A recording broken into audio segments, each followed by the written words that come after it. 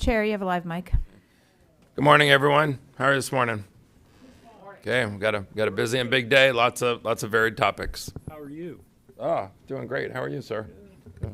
Doing great. My colleagues, everybody's bright-eyed and bushy-tailed. Let's get rolling. County Manager. Let's begin with the invocation and Pledge of Allegiance. Our invocation is going to be by Pastor Heath Jarvis, Faith Life Worship Center. Okay. And our pledge is going to be from Miss Lori Stanley, who is here representing the Harry Chapin Food Bank. Good morning. Let's pray. Father in heaven, we are grateful for this occasion to come together as the leadership of Collier County. We are thankful to live in a nation of such great opportunity and influence. Lord, we are thankful that we can come before you today publicly and freely without fear of reprisal from our government. What a blessed people we are. We're thankful for our community here in Collier County, and we ask for your guidance as decisions are made today that will affect all who live here. Lord, we acknowledge your providence and we invoke your wisdom as we communicate with each other this morning. Help us today and every day to operate in a spirit of peace. We realize that each of us are passionate about our views, so help us to channel that passion into constructive conversation rather than destructive arguing. Lord, I pray for all of the leaders in this room. I know their jobs are not easy, their burden that they carry is not always light, but your word tells us that your yoke is easy and your burden is light. So we pray that our leadership trades their heavy burdens for your light burden, and I pray they don't carry those heavy burdens home to their families. Today, I simply pray, Lord, that you do as your word says you will do. Make crooked paths straight, shut the mouths of lions, open doors no man can open, give good and perfect gifts, direct our paths. I thank you for this, and I pray this in Jesus' name. Amen. Ms. Stanley.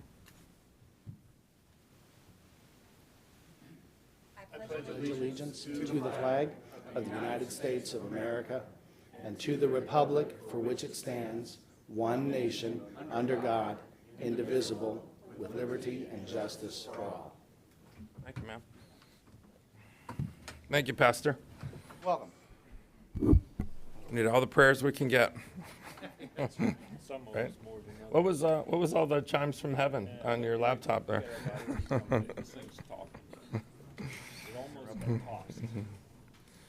County Manager. Commissioners, agenda changes for August 22nd, 2023. First, we have moving item 16A7 to 11E. This is a recommendation to approve an agreement for sale and purchase with William Joseph Scaley Jr. and Martha L. Scaley. 2, Patricia E. McGinnis and Stanley E. Magner. 3, Marciel Elu Fontella. And 4, Delcina Tagora and Amy Tagora under the Conservation Collier Land Acquisition Program at a cost not to exceed $146,815. This is being moved to the regular agenda at Commissioner LaCastro's request. We have a number of time certains today. The first is item 11A to be heard at 9:30. This is a recommendation to approve an economic development agreement with Dialum Glass. Second, item 11B to be heard at 9:45, which is a recommendation to approve a negotiated management agreement with Pelican Bay Foundation for the management of racket sports activities, the maintenance and capital improvements at Pelican Bay Community Park. And finally, item 9A to be heard no sooner than 10:30 a.m., which is a recommendation to consider an ordinance establishing Collier County as a Bill of Rights sanctuary county. We have court reporter breaks scheduled for 10:30 and 2:50. With that, County Attorney? Nothing, thank you. Commissioners, Chair, changes and ex parte on the consent and summary. Okay, Commissioner Cole, do you have any changes to the agenda or any ex parte on consent or summary? I have no changes, and I have no disclosure for ex parte items. Okay, Commissioner Saunders. Thank you. I have no disclosure and no changes as well. Commissioner Hall. Same. Commissioner McDaniel. Same. Same for me too. No changes, no disclosures. Next. Item 2A is the approval of today's regular consent and summary agenda as amended. Ex parte disclosure provided by commission members for consent agenda. My understanding from Mr. Miller is we have one public speaker for 16F8 on the consent agenda before we approve it or don't approve it. Sir? Your speaker is William Robbins Mr. Robbins, if you'll come forward. I'm sorry, it is Rollins. My bad. That's okay, right here, sir. You have 3 minutes. Good morning. Our firm, LSI Companies, represents the landowners, and we've been approached by Collier County. Some of the staff came out and looked at the property, and I understand you guys are interested in starting negotiations. Are we talking about Williams Reserve property? Yes, sir. That's The item, 16F8 is the Williams property. and you understand we don't, this isn't question, it's an answer time. I understand that. I'm Okay. I'm just sir. here on behalf of the landowner. Yeah. You ask him. Well, this is kind of question and answer time. He's got an item on the agenda. It's an item on the agenda. This is not public comment on items not on the agenda. He's got some questions about an item on the agenda, and I think this is appropriate to ask questions if he has any. Go ahead, sir. Sir, the floor is yours. It's not an exchange unless we, Okay, the only question that I have is that I understand that the county does have some interest in starting negotiations for the purchase and acquisition of the property. right. So I understand you also would be engaging a group of appraisers to come out and appraise the property, at which point they can feel free to reach out to me, and we'll accommodate in any way. Did you have a question or? No, sir. No, sir, just. Just confirming the Yes, process? sir. Right? County manager, any comment on your part? Yes, sir, that's the intent of this item, is to begin the process to negotiate. And so we will be in contact with the representative and, to the extent necessary, the property owners to begin that process. Yes, ma'am. Thank you. Perfect. Thank you, sir. Okay. Having said that, we look to approve the consent agenda. Move to approve. Okay. Got a motion from Commissioner Hall and a second by Commissioner McDaniel. All in favor? Aye. Opposed? Passes unanimously. Item 2B is approval of the minutes for the July 25th, 2023 board meeting. Okay. Motion to approve. So moved, Mr. Chairman. Second. Okay. Commissioner Saunders made a motion to approve, second by Commissioner Hall. All in favor? Aye. Aye. Opposed? Passes unanimously. Item 4A is a proclamation designating September 2023 as Hunger Action Month in Collier County, to be accepted by Lori Stanley, Event and Engagement Coordinator, Harry Chapin Food Bank of Southwest Florida. Congratulations.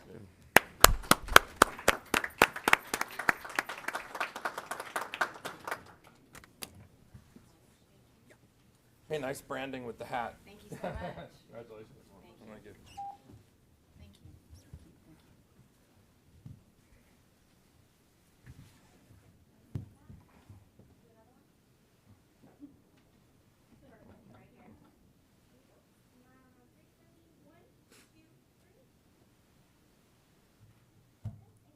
Ma'am, if you have any comments that you care to make on your organization, the podium's yours.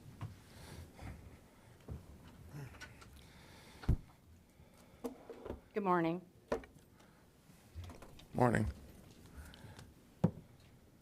On behalf of our Board of Directors and staff of the Harry Chapin Food Bank of Southwest Florida, and most importantly, the 250,000 children, families, seniors, and veterans we serve every month, thank you for this acknowledgement of Hunger Action Month.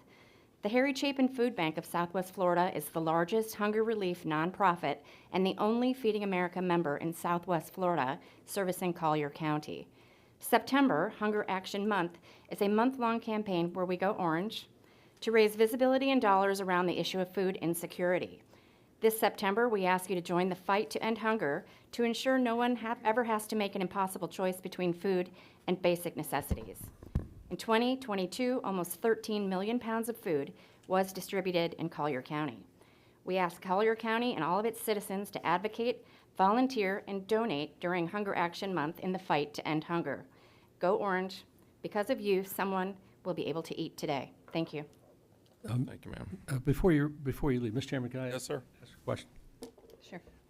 Can you kind of outline for us the extent of the hunger problem and food insecurity problem in Collier County? In Collier County, we do serve 5 counties, starting in Charlotte, Glades, Lee, Hendry, and Collier. So specifically, post-pandemic and post-Ian, our food costs have gone up enormously. We used to feed about 28,000 people each week. Now we're up to 250,000 people each month in our area. So the need is great. The costs are rising, and it's not going down anytime soon. When you say 200,000, those are not 200,000 individuals, that's, 250,000 families, individual, yes, absolutely, in the 5-county footprint. in the 5 county. Okay, do you have any idea of what that number would be in Collier County? I do not specifically, I'm sorry. Thank you. Thank you. Thank you, ma'am. County Manager? Commissioners, that brings us to item 7, public comments on general topics not on the current or future agenda. We have 2 registered speakers at this time. Your first speaker is Garrett FX by Rent, and he will be followed by Robert Thurston.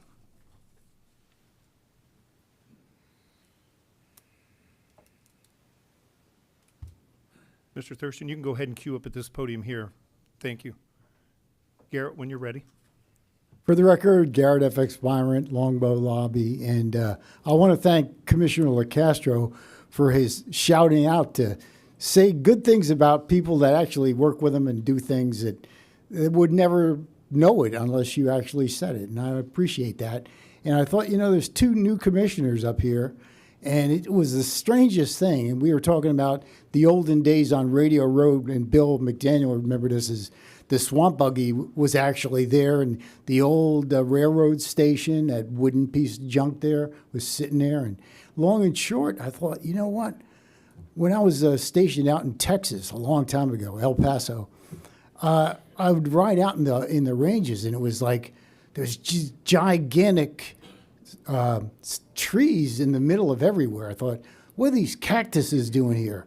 And Crystal Kinsel and I were talking. I said, you know what? Why don't we take Radio Road in the median out there? And that's your idea, Commissioner Kowal. He said, if you were to take giant cactuses and plant them in medians, people wouldn't have to spend so much money on water because you don't have to water them, right? It'd be like a desert. It'd be really nice, but run Radio Road all the way out to the interstate, and when you come in, you have these giant, beautiful, all kinds of succulents that can take whatever's in the ground and grow. And that was your idea, Commissioner Kowal. We got it indirectly. I thought, when you go when you go way out there, out in Texas and way far out there, like El Paso, where I was stationed out there, it was something totally unique. It was like open space forever, and these great big Texas cactuses were everywhere. So Radio Road, it's your idea. It was a great, if you thought about it, that's why your friends all said, you're the cactus, and the guy over there is the flamingo, remember? Okay. Thank you very much. Your final speaker for this item is Robert Thurston. Yes, hello, my name is Robert Thurston. I have a brief quote. A lie can travel halfway around the world before the truth has got its shoes on. And a statistic. In 2023, the Pew Research Center said only 2 in 10 Americans say they trust the government to do the right thing always or most of the time. Only 2 in 10. Hello, my name is Robert Thurston. I recently spoke before the Board of Collier County Commissioners to inform the people of Naples that they ought to know about an illegal U.S. government program that targets often law-abiding American citizens right here on American soil and right here in Naples as well. That presentation on July 25, 2023 can be found online at Collier TV at minute marker 42:23. In that July presentation, I introduced myself as a whistleblower against government corruption and began to explain what the Targeted Individual Program is. I talked about the federal Targeted Individual court case in Houston, Texas, that impacted thousands of Americans trapped in the Targeted Individual Program. Today, I'm providing a new link online where documents can be found that detail and explain over 100 pages about how my constitutional civil rights were violated here in Naples, day in and day out over a 13-year period by certain individuals who I name. These individuals hid behind the United States government's Targeted Individual Program. That link address is targetedindividual4.wordpress.com. Again, that's targetedindividual4.wordpress.com. The 4 is the number 4. It's not spelled out. I'm sorry this part is a bit tedious, but it's important. It's where these documents are that describe what happened to me. I hope the people of Naples watching at home understand that what I am describing in the online documents can happen to anyone, including you, even if you are not committing any crimes, but because you got on the wrong side of someone with some power, some influence, some connections in government. And what we're seeing here is the weaponization of government where the law is no longer applied fairly. I hope once people in Naples see the gross human rights violations I explain in these documents, that many people in Naples will want some changes made. If I may have another minute or You got two. 30 seconds. I hope the Board of County Commissioners will revisit the very outstanding idea of making Naples a Bill of Rights sanctuary where the residents can be assured of fairness, due process, and an even playing field. Closing remarks. I'm going to wrap it up here. I had a little more to say, but I ran out of time. I keep coming back to, am I doing the right thing by coming here and telling people about the targeted individual program? And I believe the answer to that is yes. Okay. Thank you, sir. Thank you very much. That was your final speaker for item 7. Okay, County Manager. Commissioners, we have about 15 minutes until we start our time certain items, so that we're going to jump to item 11C. This is a recommendation to award invitation to bid number 23-8106 Solana Road Stormwater Improvements to Quality Enterprises USA, Inc. in the amount of $5,258,920.70. Authorize the necessary budget amendments and authorize the chairman to sign the attached agreement. Ms. Beth Johnson, Capital Project Planning, Impact Fees, and Program Management Director, is here to answer questions or present. Good morning, Commissioners. For the record, Beth Johnson.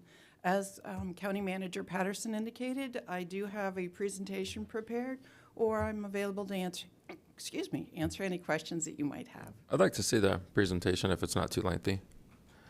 And even if it is, I'd like to see it. So.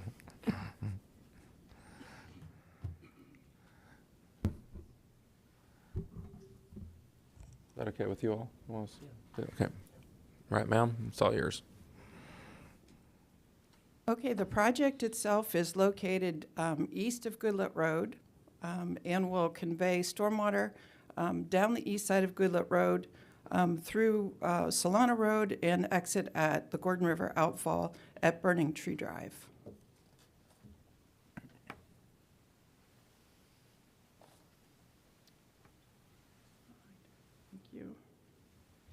So the project objective is to upsize and replace the stormwater drainage structures that will alleviate some upstream high water that we've experienced, and to convey stormwater coming from the Poinciana Golf Course lakes and the Burning Tree Drive area and the Country Club of Naples.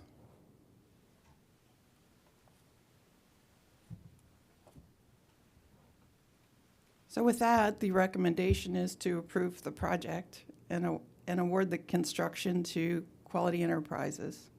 I'll move for approval. Second. Okay, so I got Commissioner McDaniel move for approval. I think I'll give Commissioner Hall a second. All in favor? Aye. Opposed? Passes unanimously. Okay, we'll keep an eye on that. Thank you.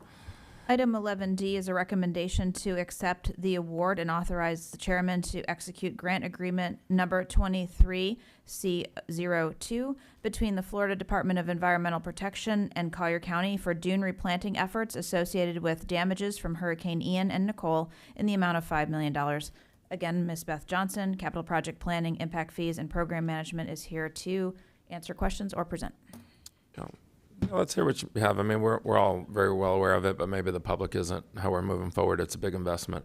Okay. Good morning again, Commissioners. Beth Johnson. As we're all aware, the Coastal Zone Management Group recently completed a emergency berm program. This portion of this project is to plant vegetation on that dune to stabilize it in advance of tropical storms or future hurricanes. So the project is to plant approximately 92 acres of vegetation along those dunes. We've had our first stakeholder meeting.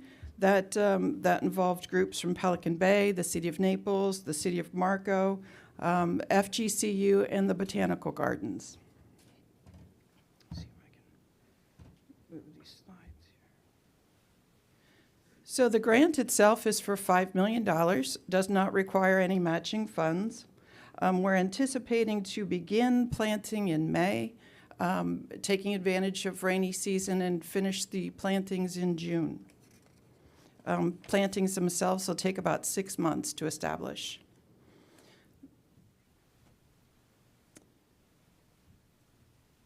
So the plantings themselves are a mix of different types of vegetation. Certain types of vegetation are approved by the DEP, and the planting mixtures do need to be approved by the DEP.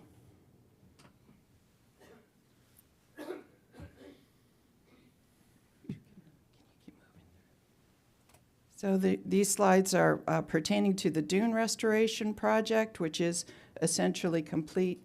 Troy, if you could just forward through a couple more.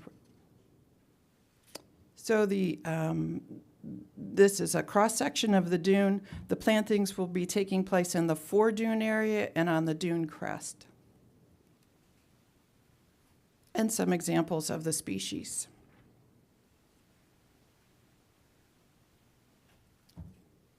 And with that, we're asking that the board approve the award of the grant so that we can move forward with the project. Yeah, I think the key here is great work by the county getting $5 million from the state for this restoration and rebuilding project. I think we all like hearing that we're taking advantage of the expertise of Naples Botanical Garden. You know, I think we all learned during Hurricane Ian that some stuff survives saltwater just fine, other things die instantaneously. So it's good to hear that we're going to continue to make massive improvements in those areas of beaches. Gentlemen, anybody have any questions or comments? Okay, do I have a motion to approve? So moved. Okay, Commissioner McDaniel, motion to approve. Do I have a second? Second by Commissioner Cole. All in favor? Aye. Aye. Opposed? Passes unanimously. Thank you. Thank you, ma'am. Commissioners, we're about 8 minutes early for our 9:30 time certain, but they are in the room, so I would recommend that we go ahead and move forward with that. Okay. Keep this moving along. This is item 11A. It's a recommendation to approve an economic development agreement for a proposed advanced manufacturing and processing facility for the U.S. headquarters of Dylam Glass with the town of Ave Maria Innovation Zone in the amount of $1,500,000. While I invite the Dylam representatives to come up, just wanted to let you know these innovation zones are an excellent economic development tool designed specifically to attract businesses with high wage jobs. This one is particularly exciting in light of the fact it is at Ave Maria, and with the growth out in that area, providing jobs where people aren't having to travel into the coast and the urban area is of primary importance. With that, I'll turn it over to the Dylam team to start, and we do have a brief video to show you. Okay. Thank you, Ms. County Manager. Nick Castleman for the record, Commissioners. Mr. Chairman, Commissioners, good morning. Represent Barron Collier Companies, and I have Fernando Diaz-Vidal with Dylam Glass, and he'll have a few comments. I also have C.C. Marinelli. Amy's correct. Ave Maria is welcoming about 600 homes, families a year. It's growing rapidly, and there's a lot of interest right now in industrial space. And we look to, have this company come forward and potentially bring more down the road. With that, I'll introduce Fernando and let you have him say a few words, and then you can watch the presentation. Thank you. Good morning. My name is Fernando Diaz. I came from Chile, the most southern country in South America. I'm director of Dylam Company. I'm very pleased. I'm very happy to be here. Thank you very much. I have a little video to present myself and present our company. I don't know if you can put it.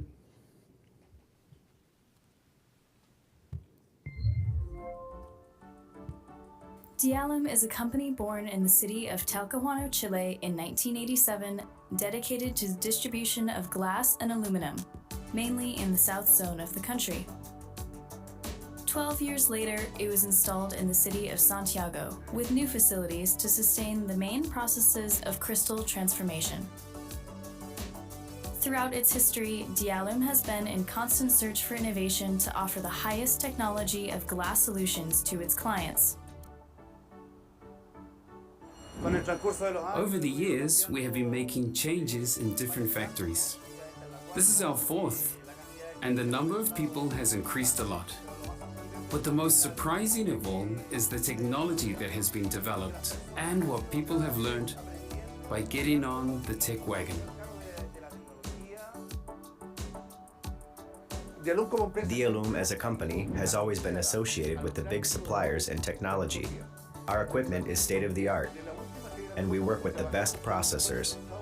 We always choose the best possible worldwide technology.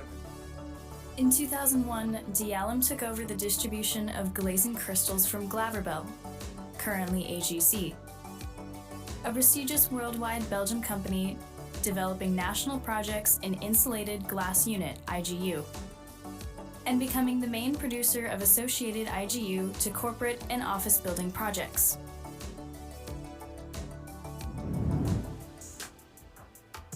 With the operation of 2 productive sites in the cities of Concepcion and Santiago, and after the acquisition of a new generation tempering furnace specially designed for the heat treatment processes of low-E high-performance glass, in 2008, Dialum obtained the certification of all processes: temperate, laminate, and IGU, to produce the SunGuard line of the reputed world manufacturer Guardian Glass. The opening of our company to the new international market begins with great success. Dialum becomes one of the few producers in America with an international status. Given the great growth experienced by Dialum in 2011, it was decided to take a new leap and inaugurate and rethink a new layout of 215,000 square feet of production, expanding almost 3 times in infrastructure. This new layout supported the existing machinery plus 2 new furnaces of tempered glass and a new line of double glaze last generation. Following the opening of our remodeled factory, the distribution of special products is added to our services, where the processing of fireproof glass, bulletproof glass, anti-slip glass for interior and exterior applications, being Schott one of our main suppliers, lacquered glass for wall and furniture coatings, mini blinds of Italian provenance standing out inside the IGU, private glass for privacy control, among others.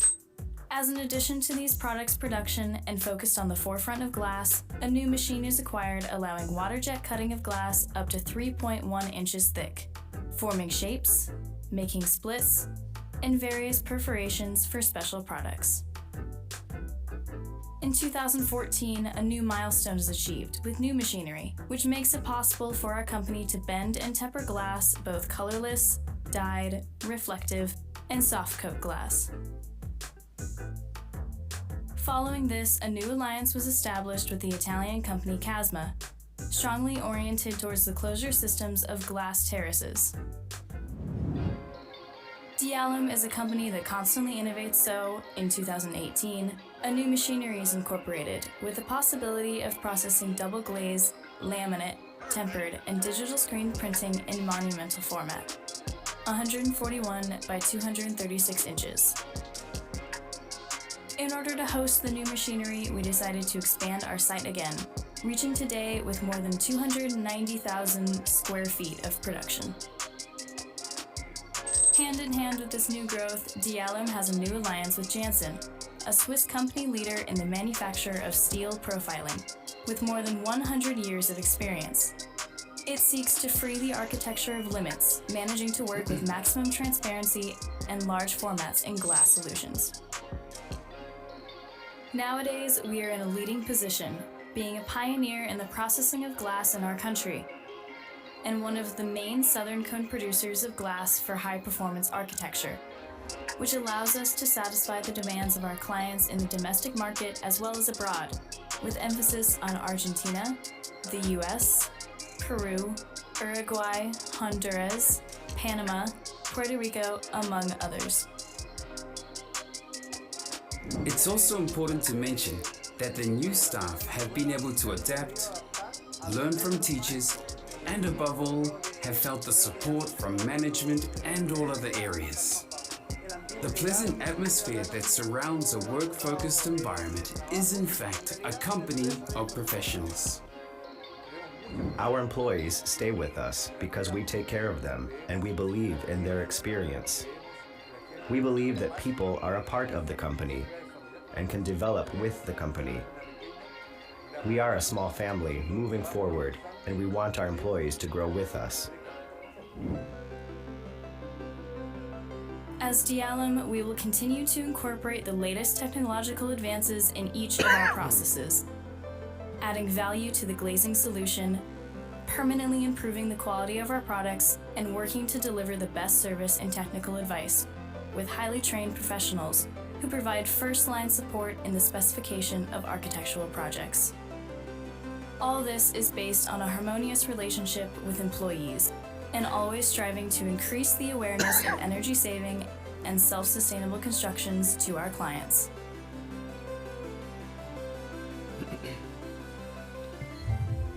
Dialum. This is what we do.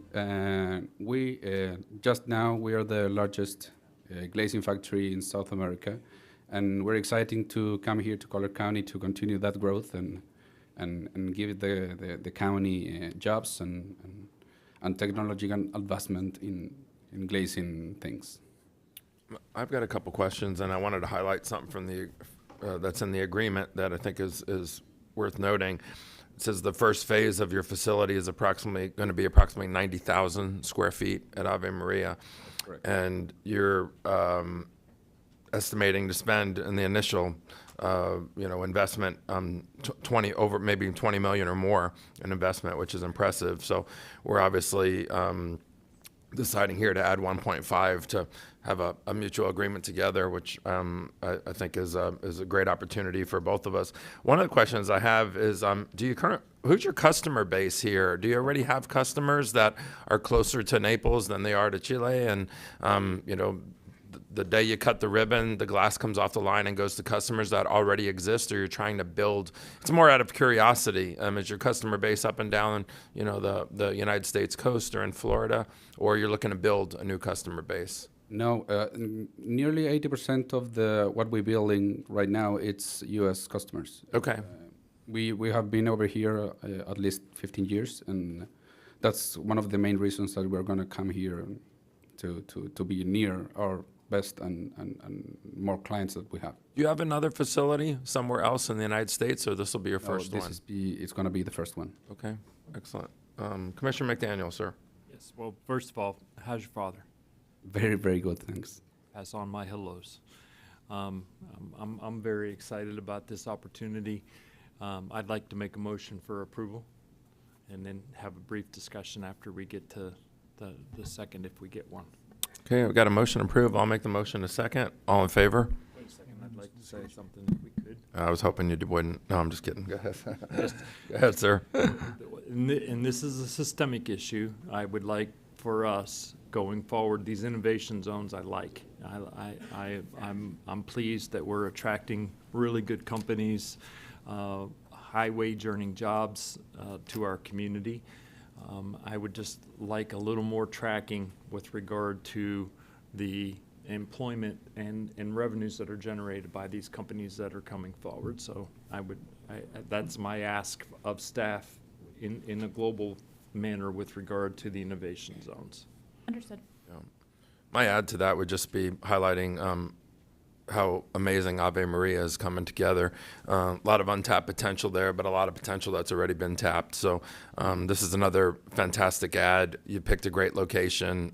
We hope it attracts other businesses and people and workers and all those things. And so I think we're priming the pump in an area that has potential for managed growth and the right type of growth and the right type of investment, for our community for sure.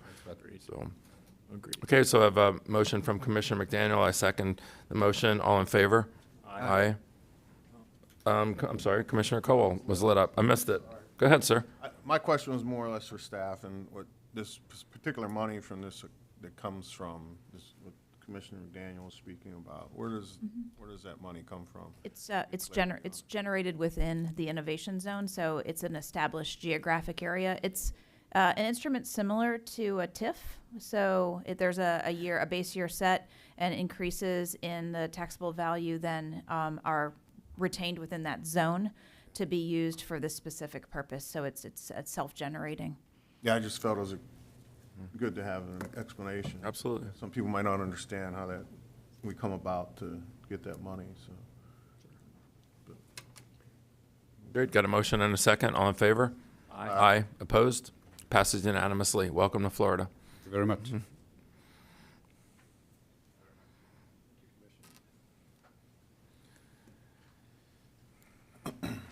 Commissioners, a minor housekeeping item. We need a motion to accept the proclamation. We were doing so well, and then I forgot.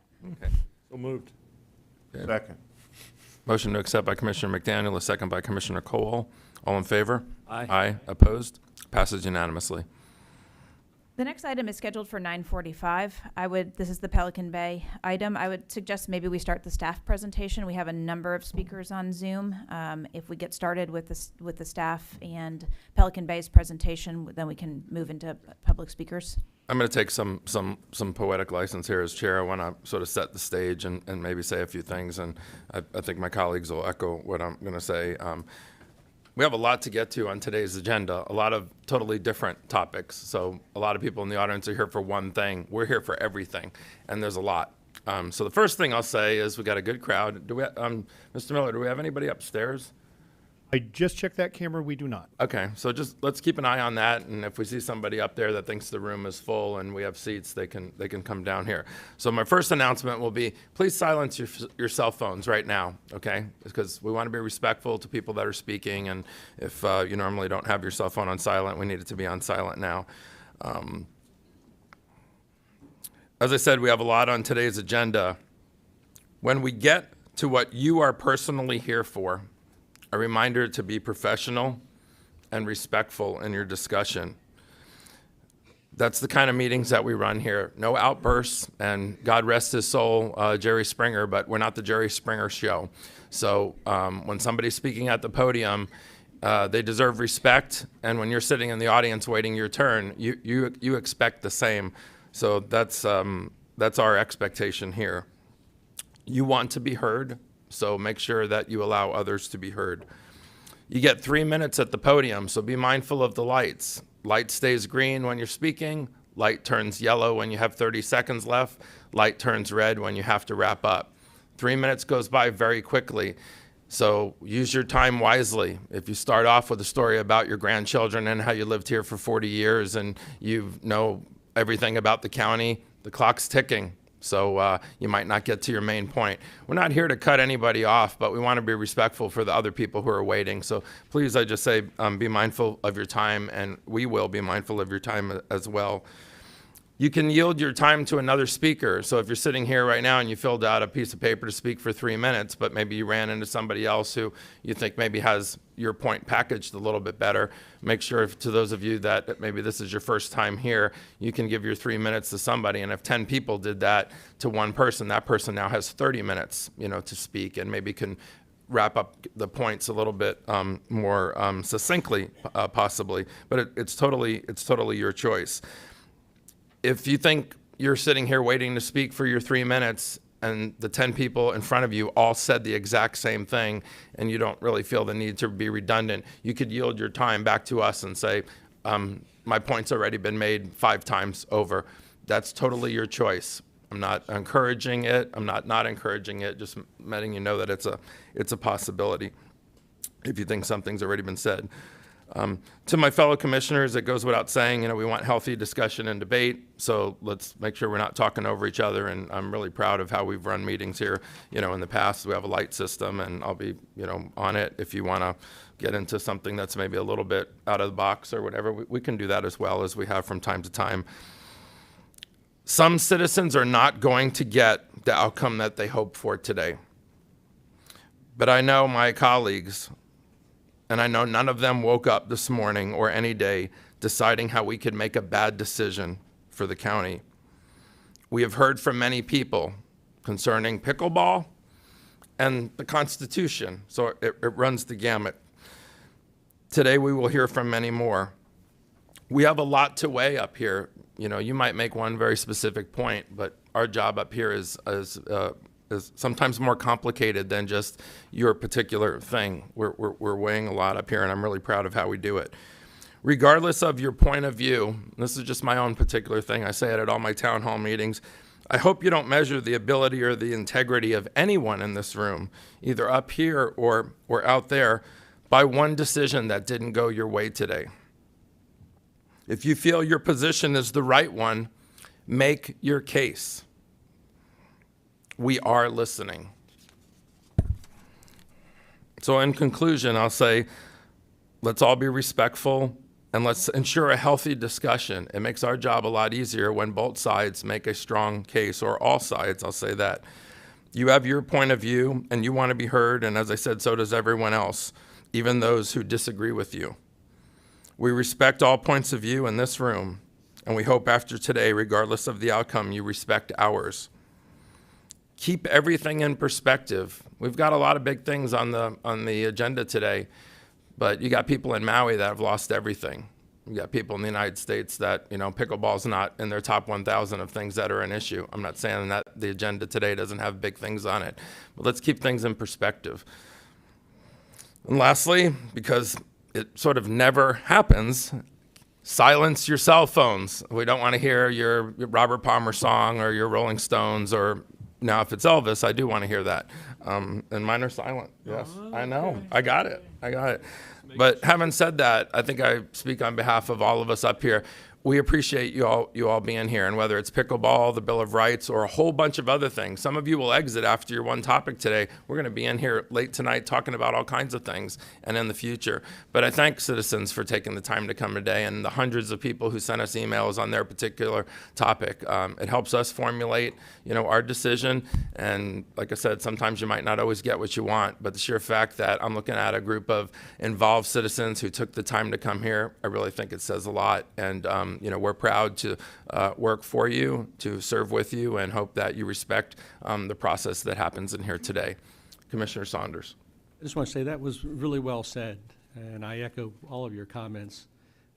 And I think I appreciate you taking the time to make your notes and to say that, because it really is important, because as I agree with you, we're all here to try to do the best we can for the county and for the citizens who live here and visit here. And sometimes we will disagree, but the one thing about this board that has made it really a pleasure to serve on is that we're always respectful of each other.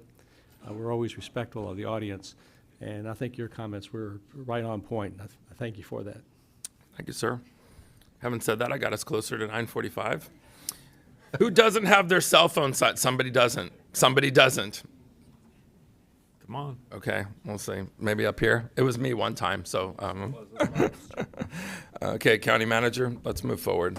Item 11B is a recommendation to approve a negotiated management agreement with the Pelican Bay Foundation, Inc. for the management of racket sport activities, the maintenance, and capital improvements to enhance the services provided at Pelican Bay Community Park, worth an estimated $6 million, and authorize the chair to sign the attached agreement. Mr. Dan Rodriguez, your Deputy County Manager, will begin the presentation. Good morning, Commissioners. For the record, Dan Rodriguez, your Deputy County Manager. This is an exciting project, over 4 years in the making, and it's a great opportunity for us to partner with the community partner to bring some needed resources to your Parks and Recreation Division, as well as to the county government. Before I get started, I want to introduce your delivery team. It includes Tanya Williamson, your Public Services Department Head, Jim Hoppenstead. He is your President and Chief Operating Officer with Pelican Bay in the back there, as well as Susan Levine. She is with the board members of Pelican Bay Foundation, and Josh Fruth, who is the Peninsula Engineer. And I also want to recognize Alima Edwards, your Parks and Recreation Director, for all of her work and contributions. As you know, with every project in the county government, we start off with the vision that mirrors the county's vision. And for the public and those that are not familiar with it, is to be the best community in America to live, work, and play. This particular project focuses on the play aspect of that vision. In addition, it's in line with the mission of the county government, which you, the board, supported with your county manager's update of the vision, the mission, and our guiding principles, and our priorities for this next year. That mission is to deliver high-quality, best-value public services, programs, and facilities to meet the needs of our residents, visitors, and businesses for today and tomorrow.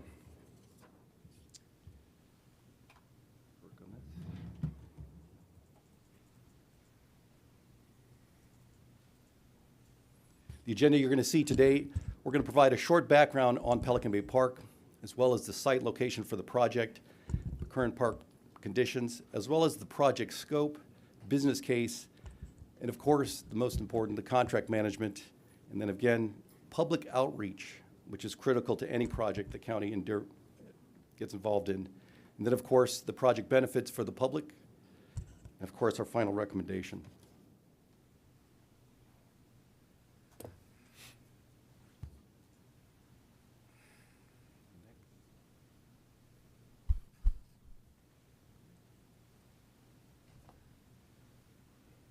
There you go. The recommendation before you today is to approve a negotiated management agreement with the Pelican Bay Foundation for the management of racket sports activities, the maintenance, and the capital improvements to enhance the services provided at Pelican Bay Community Park, worth an estimated $6 million, and to authorize the chair to sign the attached agreement. For those that are not familiar with Pelican Bay Park, the Pelican Bay Planned Unit Development, the PUD, was created in 1977. It was developed by the Westinghouse Communities of Naples, better known as WCI. Land was deeded to Collier County in 1994 for the sole purpose of building a 15-acre community park. Not only did the Pelican Bay PUD require that WCI provide the land, but also they constructed the park. So all of the amenities that you see there today were paid for by the WCI. And again, here's a picture of the park as it exists today. Those of you that are not familiar with it, it is just west of 41. What's unique about this park, it's one of the largest green spaces west of 41, servicing about 40,000 people within a 4-mile radius.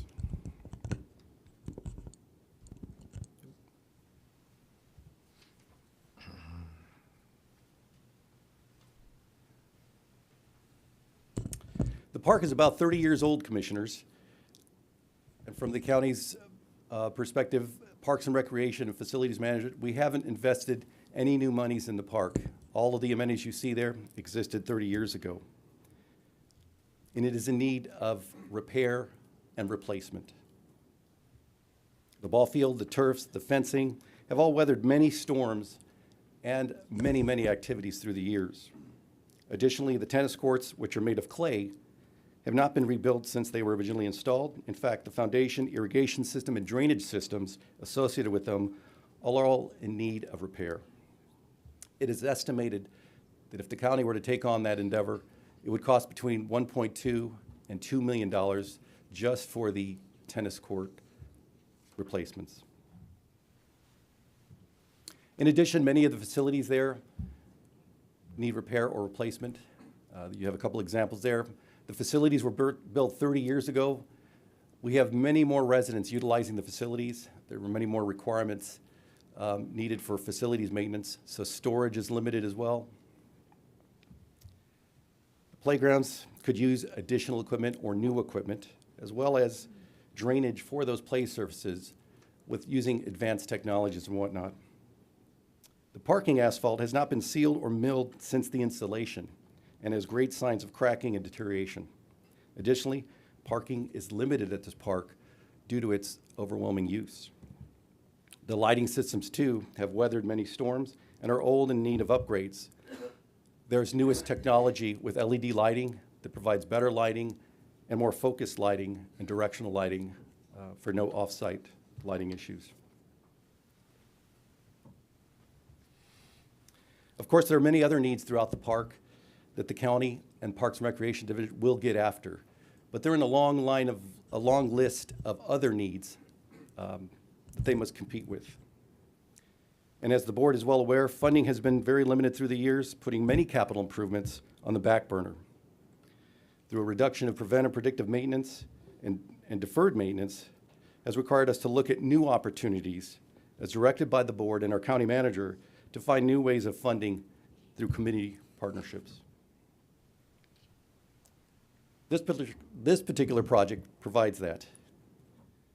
With approval of this project, the county would receive 20 new pickleball courts, 2 new clay courts, and replace the existing, in place of the existing racquetball courts, as well as remove 6 clay courts and replace them. Relocate the existing baseball and ball field practice area, providing new greens and diamonds. Build a new 6,000 square foot building for the public that includes restrooms, a concession, as well as other maintenance facilities needed. Build a shaded area for the waiting pickleball players so that the court activities stay within the court area designated. And then also inclusive surface material for the playground so that those that are handicapped or have adaptive disabilities can have a better playground. Here's the conceptual footprint of the planned improvements, amenities, and features will be installed. Most of the footprint will be placed on existing facilities that are going to be replaced.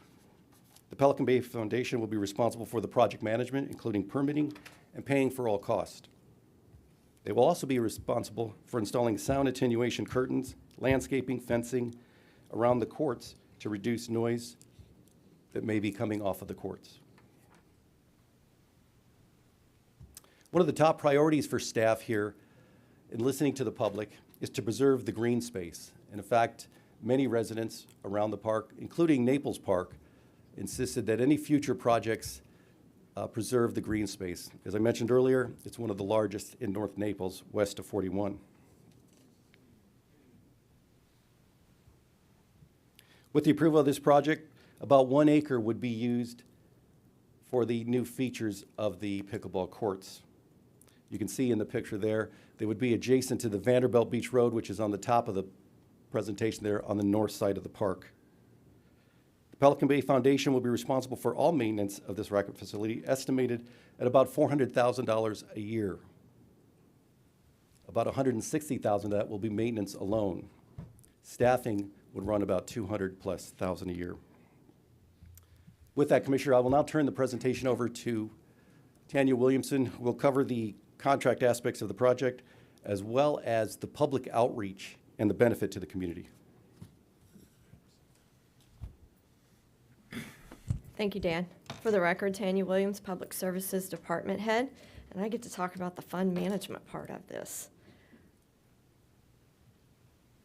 So how did we actually get here? In regards to the amenities at Pelican Bay Community Park, when Parks and Recreation embarked on their 2018 master plan, obviously focus groups were part of that, community outreach was part of that, and Pelican Bay, like most other communities in Collier County, turned out so that their voice could be heard. And one of the desired amenities for the expansion of the Pelican Bay Community Park was the request for the addition of pickleball courts and additional parking, as Deputy County Manager Rodriguez mentioned shortly ago.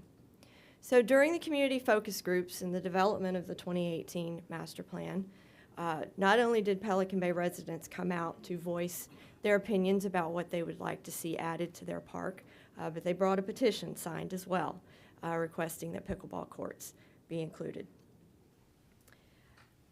That really started the idea of what expanded amenities residents and visitors wanted to the Pelican Bay Community Park. And then in 2021, Parks and Recreation conducted an online survey targeting the Pelican Bay community, of which 889 respondents answered. And 624 of those respondents actually identified themselves as living within the 34108 zip code, which is the Pelican Bay area. Of those 624 respondents, 56% of them identified pickleball as the next top priority improvement for this park. So that brings us to today, and the contract that has been negotiated over the past several months rather aggressively. But as you can see, this actually started back in 2018, and Mr. Hoppenstead would probably argue that that conversation started a lot earlier than 2018. So the management contract that we're bringing before you today obviously recognizes the estimated $6 million in capital improvements to the park, with an estimated $400,000 in annual maintenance by the Pelican Bay Foundation for those racket sport activity areas.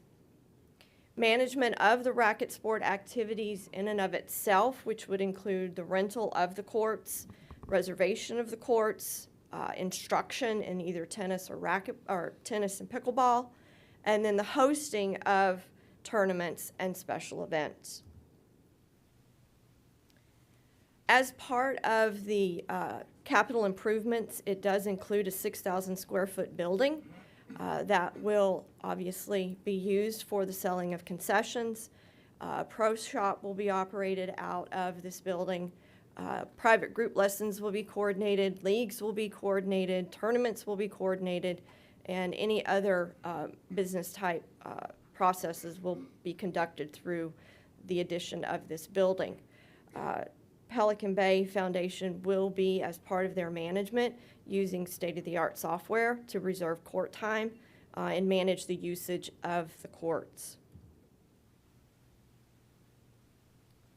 Alcohol sales, which are included in the management contract, I do want to make it known for the record, alcohol sales will be limited to tournaments and special events following the current parks policy. So the Pelican Bay Community Park, in the addition to these added amenities, alcohol sales will follow the same regular process that alcohol sales occur throughout all of your community parks. Mr. Chair? Yes, sir. Could you outline that policy? Because I know a lot of speakers are going to be opposed to the sale of alcohol. Could you outline what that procedure would be and what we do in our other parks in terms of the sale of alcohol? Because my understanding is it will be identical to what we do in other parks, that if someone, and if the Pelican Bay folks want to have the sale of alcohol for a special event, they will apply for that permit. But could you outline that process? Yes, sir. Thank you, Commissioner Saunders. And can I just add, and this is a change from, correct, from what we initially got sent as sort of like a prerequisite to this meeting. It sounded like the initial request was alcohol sales across the board, and then I think that must have been the case, because then we immediately heard from people that weren't, that were opposed to that, saying that they were opposed because it was across the board. So between then and now, this is an adjustment, right? This is a change from what was initially sort of shot out, correct? Yes, this is a change from the agreement that currently was posted as part of the agenda last Wednesday. This change has occurred within the last 24 to 48 hours. And in answer to Commissioner Saunders' questions, Parks alcohol use policy is reserved for special events and tournaments. The tournament host or the public that's holding the special event, be it the community or parks, submits a permit request with Parks and Recreation. That goes through the Parks and Recreation Advisory Board. It also has to go through the regular permitting process with the county. So Pelican Bay Community Park and offering alcohol will solely follow established processes. Furthermore, the usage by foundation members, we have 20 pickleball courts that are going to be constructed. 50% of those will be available to foundation members. The other 50% would be for the use by the public. In regards to the tennis courts, 3 courts would be reserved for usage by foundation members. 5 courts would be reserved for usage by the public. And as part of our negotiations, at no point in time will a court sit open. Commissioner Saunders? Kind of a quick question on the 10 courts that are available for the public. I'm assuming from what you're saying is those courts will also be available to the foundation members, or no? In regards to the reservation system? Yes. So in other words, a court will never sit open. So if there's more need for the public and courts are open, then they will be in a reservation queue. I'll actually let the foundation speak on how the management, that specific management piece is. But the idea is that no court will sit open. So obviously during season, when pickleball usage is at its height, then the 10 courts reserved for the foundation will be used by the foundation Okay, well, members. And then 10 courts would be reserved for the public. right. But I guess my question is, in the busy season, let's say just hypothetically that there are dozens and dozens of foundation members that want to play pickleball, and you have 20 courts out there, will there be some mechanism to make sure that those 10 public courses are available to the public and not completely occupied by foundation members? Yes, sir, that's part of the management system. Okay.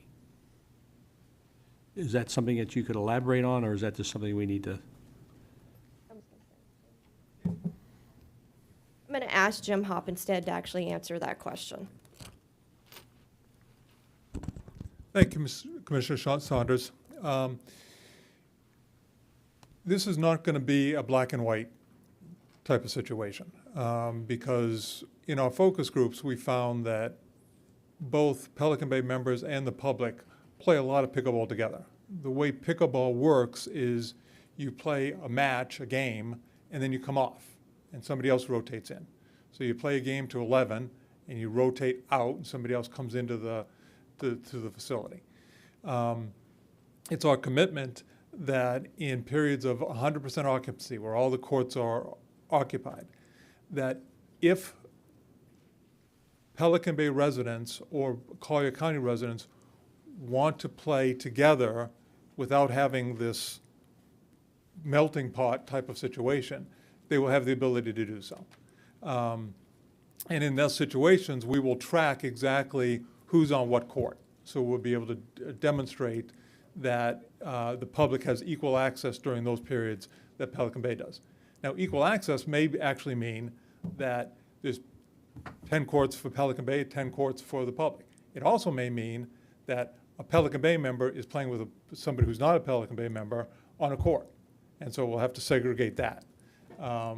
It is certainly going to be our commitment to the county and the public that the Pelican Bay community does not dominate the entire facility.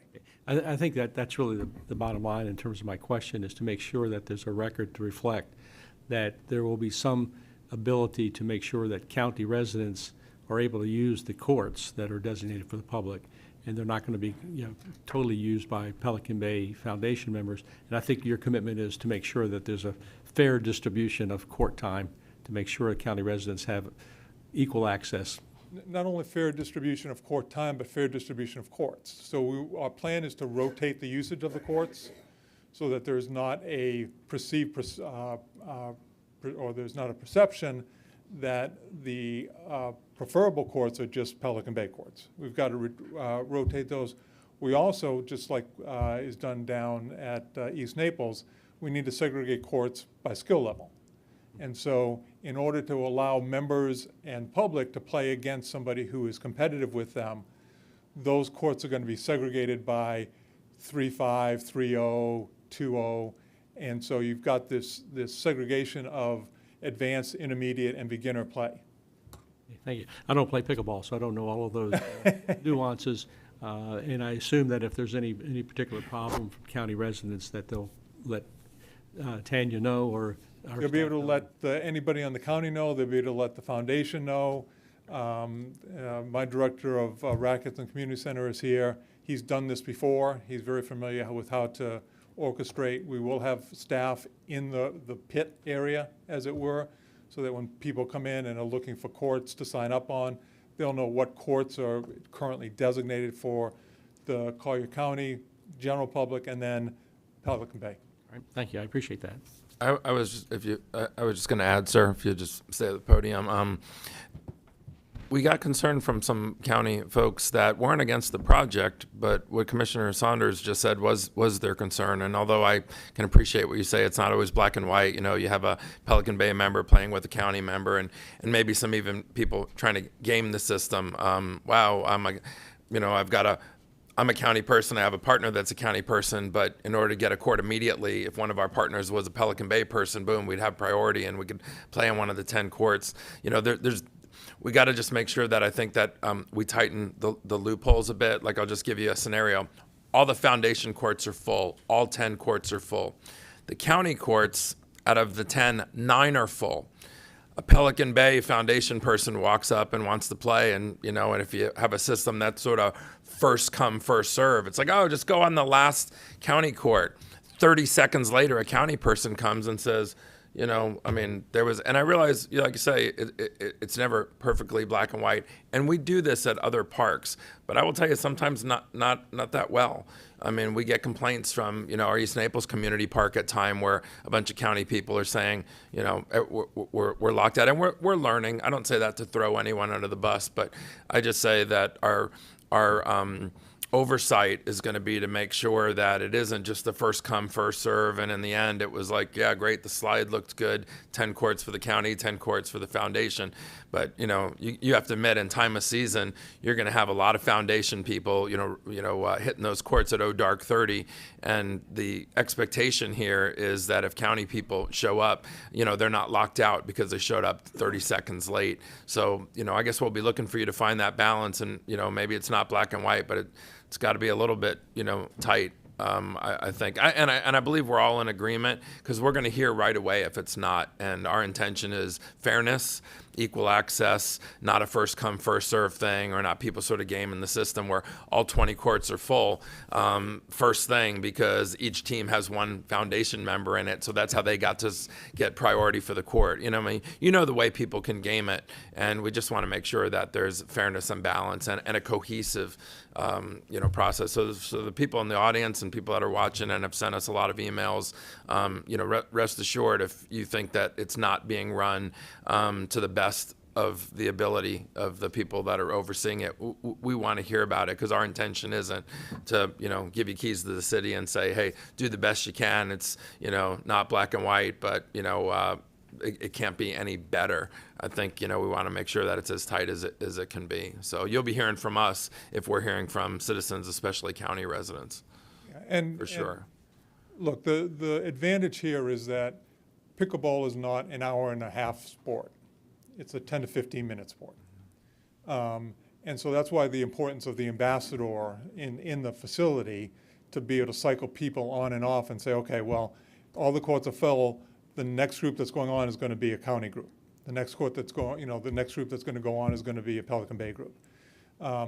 Again, all the feedback we've gotten from the focus group that we've done has been, look, we play together all the time. Right. There's very little designation between who's who, and yet as you'll see a diagram, we've fenced the entire area in. So our intention is to scan everybody. Everybody's either going to be a guest, a county season pass holder, or a Pelican Bay resident. And so you'll be identified as you come through the facility. And Commissioner Hall's there quite a bit, so he'll help us monitor it.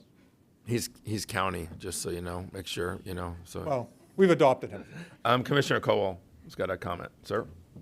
Yeah, from what I understand, we have to understand this is not a stagnant world out there with pickleball. I mean, the people come and go throughout the day, and from what I understand, if the system works correctly in the way he's stating, that there can be times that games are going on all 20 courts, and it may all be county residents versus, foundation residents, just by the way of how people would reserve the courts ahead of time in the way they fall in and how they're assigned throughout the day. So I don't know that it's, I think the system is probably the best way to game it from the way they're approaching it, in that, throughout the day, you don't know how many courts are actually being used by who, but at least they're being used by somebody. And I think that's where we're going with this. And I think it can always adjust it on the fly, because we're a fluid operation and, try to make it the best we can. But I think that's, there's going to be times that you may have all foundation, you may have all county people using the courts for increments of the day. So, from what I understand, it's probably the way it'll work. So, thank you. Thank you. To quickly move along.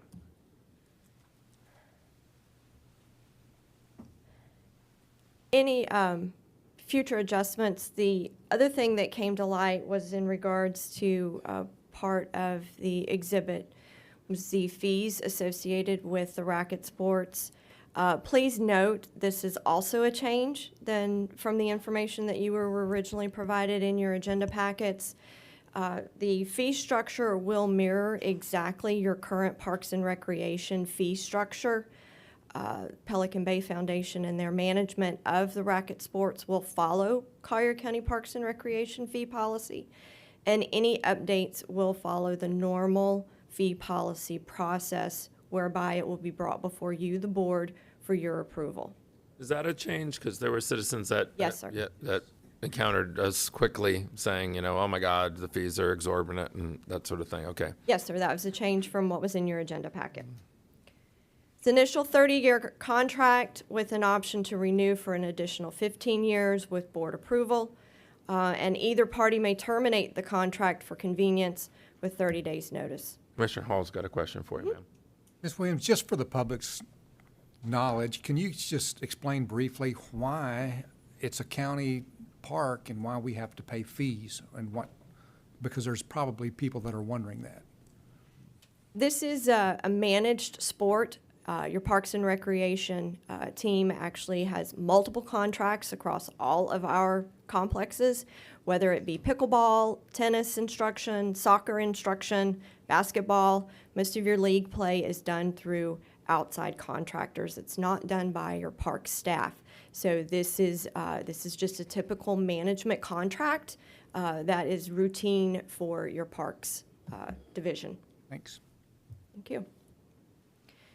So in regards to community outreach, as Mr. Hoppenstedt alluded to, obviously the Pelican Bay Foundation Board voted 7-0 in support of a capital improvement at Pelican Bay Community Park, and multiple focus groups as well as a NIMS were held. You had 4 community outreach meetings and 8 specific focus groups occurring between April and June of this year.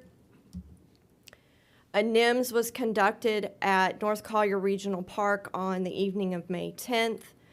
We had over 100 people in attendance in the room, both for and against. And I think we swayed our tennis players and told them that they would actually get improved clay courts through all of this. So that was a big win for everyone. And then that brings us here today. PAYRAB has looked at this. Your Parks and Rec Advisory Board has looked at this item on 3 separate occasions. And they did, I will state for the record, it is up on the screen, that at the last meeting of PAYRAB, which was last Wednesday, they did have a 3-2 vote with 1 abstention recommending that the board postpone this with the concern of alcohol sales, which I think we have resolved that here this morning. So very quickly, benefits to the public. We're going to expand the existing parking. You're going to demolish the existing concrete racquetball and handball, and that will accommodate the 2 new true clay courts. You're going to construct you're going to also refurbish the 6 existing clay courts. The baseball and softball backstop will just be relocated to accommodate the expanded construction of the pickleball courts. Pro Shop will be established in the 6,000 square foot building, and we're going to get additional parking spaces. So with that, Parks and Recreation staff, county staff recommend that you approve the negotiated management agreement as it's been slightly modified. with the Pelican Bay Foundation Incorporated for the management of racket sport activities, the maintenance and capital improvements to enhance the services provided at Pelican Bay Community Park, worth an estimated $6 million, and authorize the chairman to sign the adjusted management agreement. To note that alcohol sales will follow Collier County Parks policy, as well as the fee policy will also follow current Parks and Recreation fee policy. And with that, I'll hand it back over to Deputy County Manager Rodriguez for any closing remarks. I got a quick question for Mr. Rodriguez, and then I have two commissioners lit up. I think it's important to explain where the $6 million comes from, because we were just sitting here 2 weeks ago and we had a big unfunded list for library books and keeping lights on and whatnot. And I think it's important to separate rumor from fact that this isn't that money. So if you'd explain because we did get a few folks that maybe don't have as much of an understanding of Pelican Bay as a very unique community. Can you give us a short version of that $6 million isn't being taken from libraries or from our general county fund, and explain to us? We know the answer to this question, but if you could give us a short version of where this money comes from. Absolutely, Chairman. A great question. Actually, because of the chief operating officer behind me, it's coming from the Pelican Bay Foundation. So they are contributing their $6 million to build this public facility. So much like Hideaway Beach and there's a few other unique places, they basically tax themselves. They have a fund and they decide to spend the money how they choose. Correct? We're not handing them a $6,000 check written by Collier County to do this. No, we're not. And the way that the contract's written is the assets, once they're built, become the property of the county. Right. Okay. Commissioner Saunders and then Commissioner Hall. Just a couple questions and a couple points. Tanya Williams talked a little bit about the fee schedule. Just want to clarify that there are certain fees that are established in our parks for pickleball and other activities, and this new park will have those same fees. There's no increase, because originally there was a fee schedule that increased that. So if there's speakers that are concerned about the fees, that's resolved. If there's speakers concerned about the alcohol, that's resolved. There's one other question that I think needs some further discussion, and that is the problem with, or the belief that there'll be a problem with noise from some folks. And so we've got a nice diagram of where the pickleball courts are, where the road system is, and where the nearest neighbors are. So if you could put that chart back up that shows the pickleball courts, and let's talk a little bit about distances and what's going to be done to tamp down any noise that might come from this operation. Because I believe that probably is the number one concern. At least that's the number one concern that I've heard, that folks are concerned about noise. Absolutely, and both the Parks and Recreation Division and Pelican Bay have a lot of experience in managing pickleball courts and the noise that comes from them. In this particular project, you can see the proximity there to the roadway, as you stated. The nearest where we've gotten a few complaints is from Avalon, which is due south there, which is about 360 feet away. The plan is to put a 12-foot fence with sound attenuation curtains on that fence, so that we could ensure that we don't have any sound bouncing off of those where we can.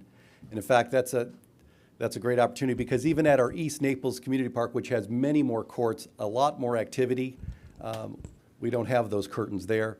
And it's very rare that we get complaints on sound at that park, and it's very close to a development as well.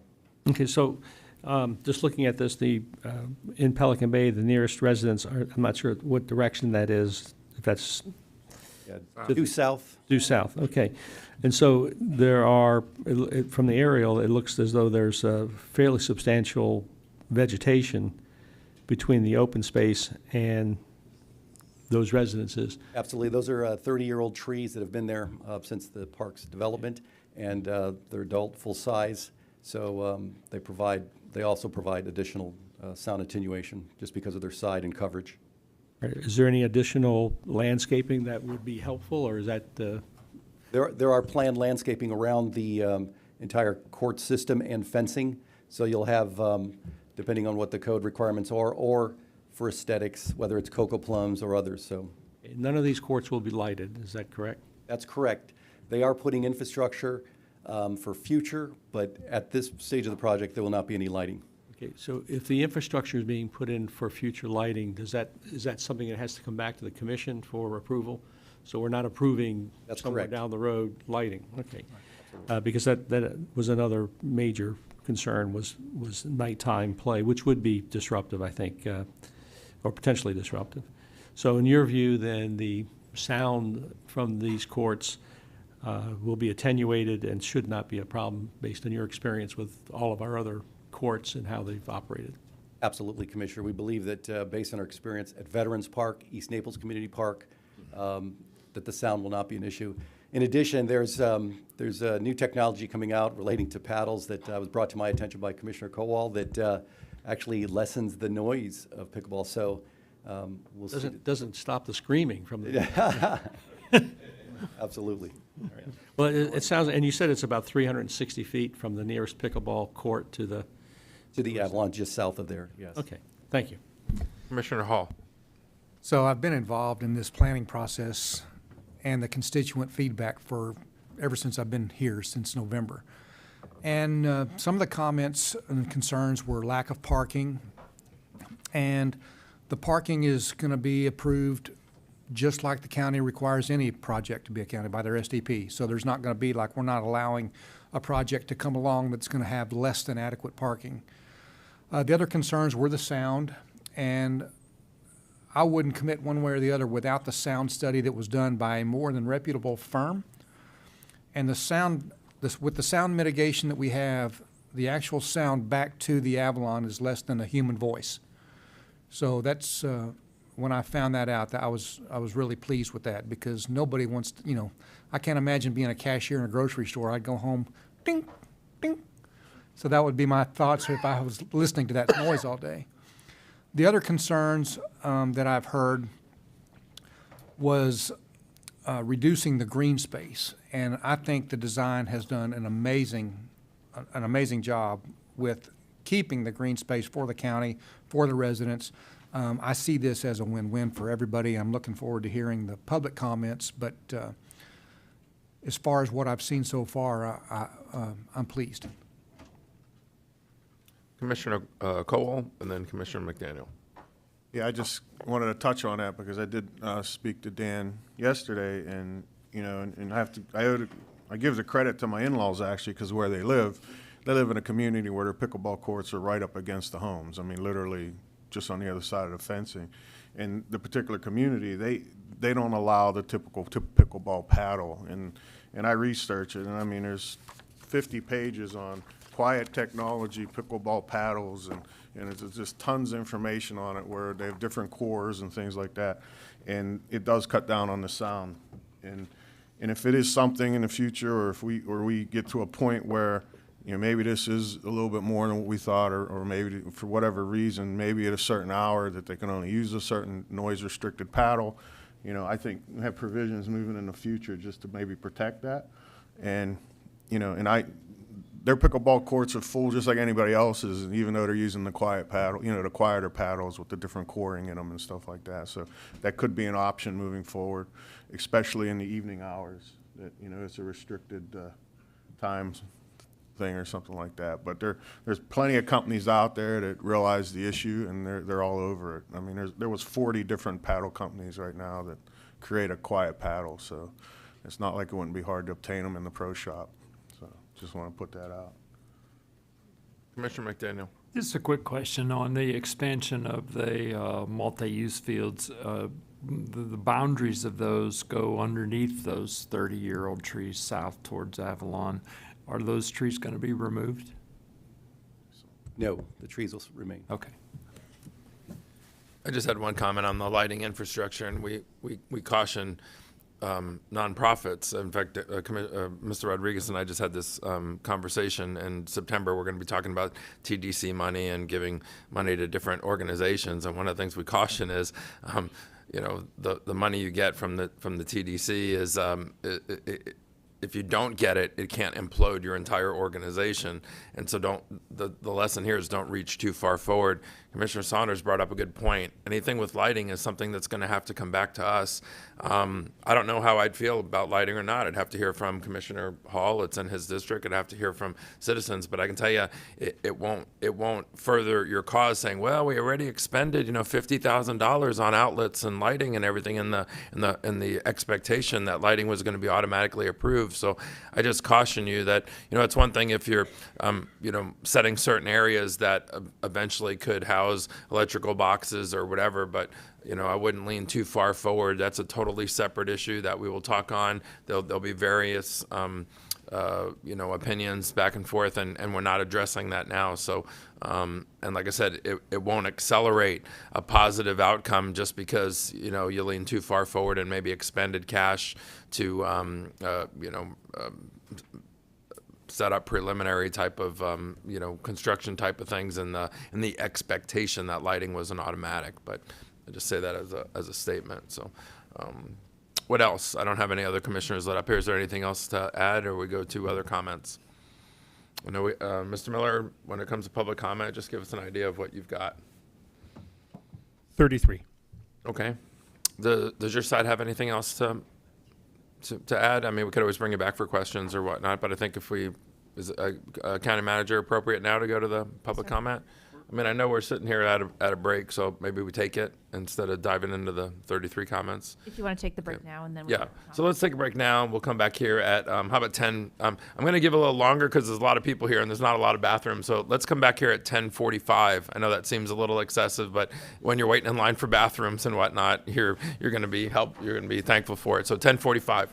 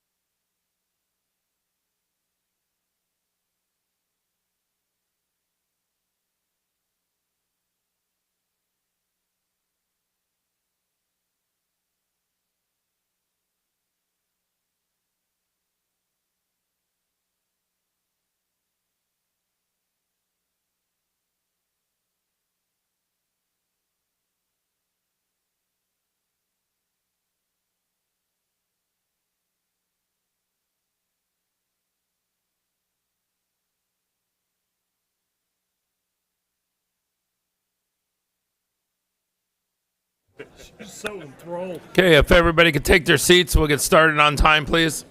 Thank you. So enthralled with that guy.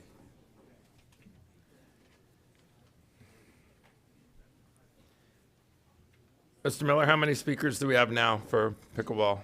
Still 33, sir. Okay, so I just wanted if you've signed up to be a speaker, there's a couple of things we covered when it comes to Pelican Bay pickleball that have changed. So you might have come in the morning and you're upset with alcohol issue or parking or noise. So if you've heard something that now corrects the record and makes you feel better, and you don't need to speak at the podium, then just wave us off. We're not pushing that. We're not pushing it. Just confirming that if you heard something that makes you less unhappy or it solved the problem and you don't need to speak, that would save us time. But you clearly have your 3 minutes regardless.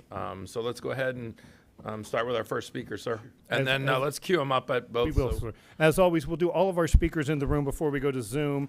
And again, I'm going to ask, I'll call two at a time. Please queue up to both podiums.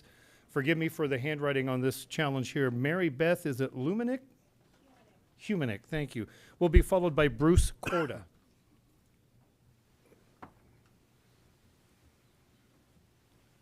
Please begin by stating your name. Thank you. My name is Mary Beth Humanick. Thank you, Chairman and Commissioners. I'm opposed to the current management agreement.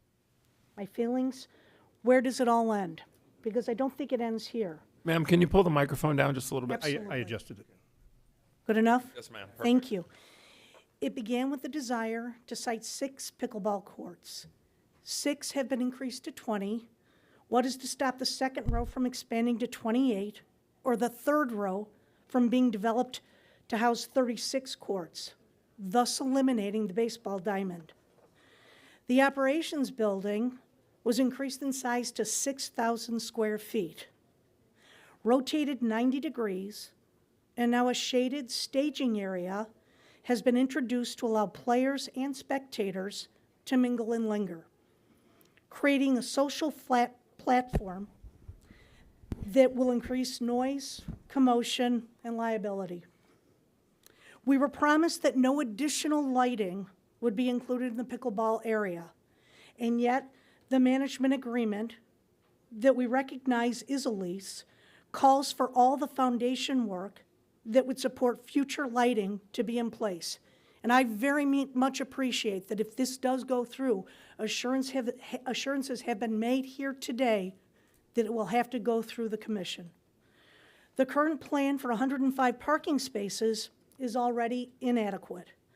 What about the increased parking and traffic that will be generated by an influx of lingering groups and now special event attendees? At the last Pelican Bay Foundation meeting, the president admitted that there were concerns about traffic and parking. It seems clear that the ever-expanding plan can only exacerbate these issues. How long before a multi-level parking structure replaces the current plan? What has always been a family-friendly community park with an expanse of coveted green space, as we heard today, the largest green space in the area, now appears to be shifting focus to favor a professionally managed racket sport and social recreation center. Further, it doesn't take much imagination to conclude that this agreement lays the groundwork for the park, and in particular the pickleball area, to be rented out for private engagements, thus increasing the objections that I've already mentioned. It doesn't seem to have an end. In closing, I'd like to remind the commissioners of their value statements: leadership, ethics, accountability, dedication, and service. I urge and challenge you to recognize that this agreement lease is not in keeping with the principles that you are committed to follow and the community that you are elected to serve. Thank you. Your next speaker is Bruce Corda. He'll be followed by Bill Sanchez. Good morning. And I'm a full-time resident of Avalon, and I'm owner near the Pelican Bay Park. I oppose the bilateral agreement being proposed. I want to bring your attention to the Pelican Bay Foundation Pickleball Sound Assessment Report that has already been referenced. Its author, Mr. Robert Unitich, is an avid pickleball player who has established himself as a nationally recognized expert on pickleball noise. Let me offer this role reversal thought. Imagine the county commissioners hired Mr. Unitich as a consultant to evaluate the Pelican Bay Park proposal and his own noise study. Based upon open source interviews and writings by the author, here is what Mr. Unitich might be expected to say. Do not establish pickleball in residential areas.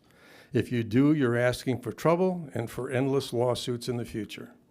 If establishing courts in proximity to residential property, do so at a minimum of 500 feet from residences.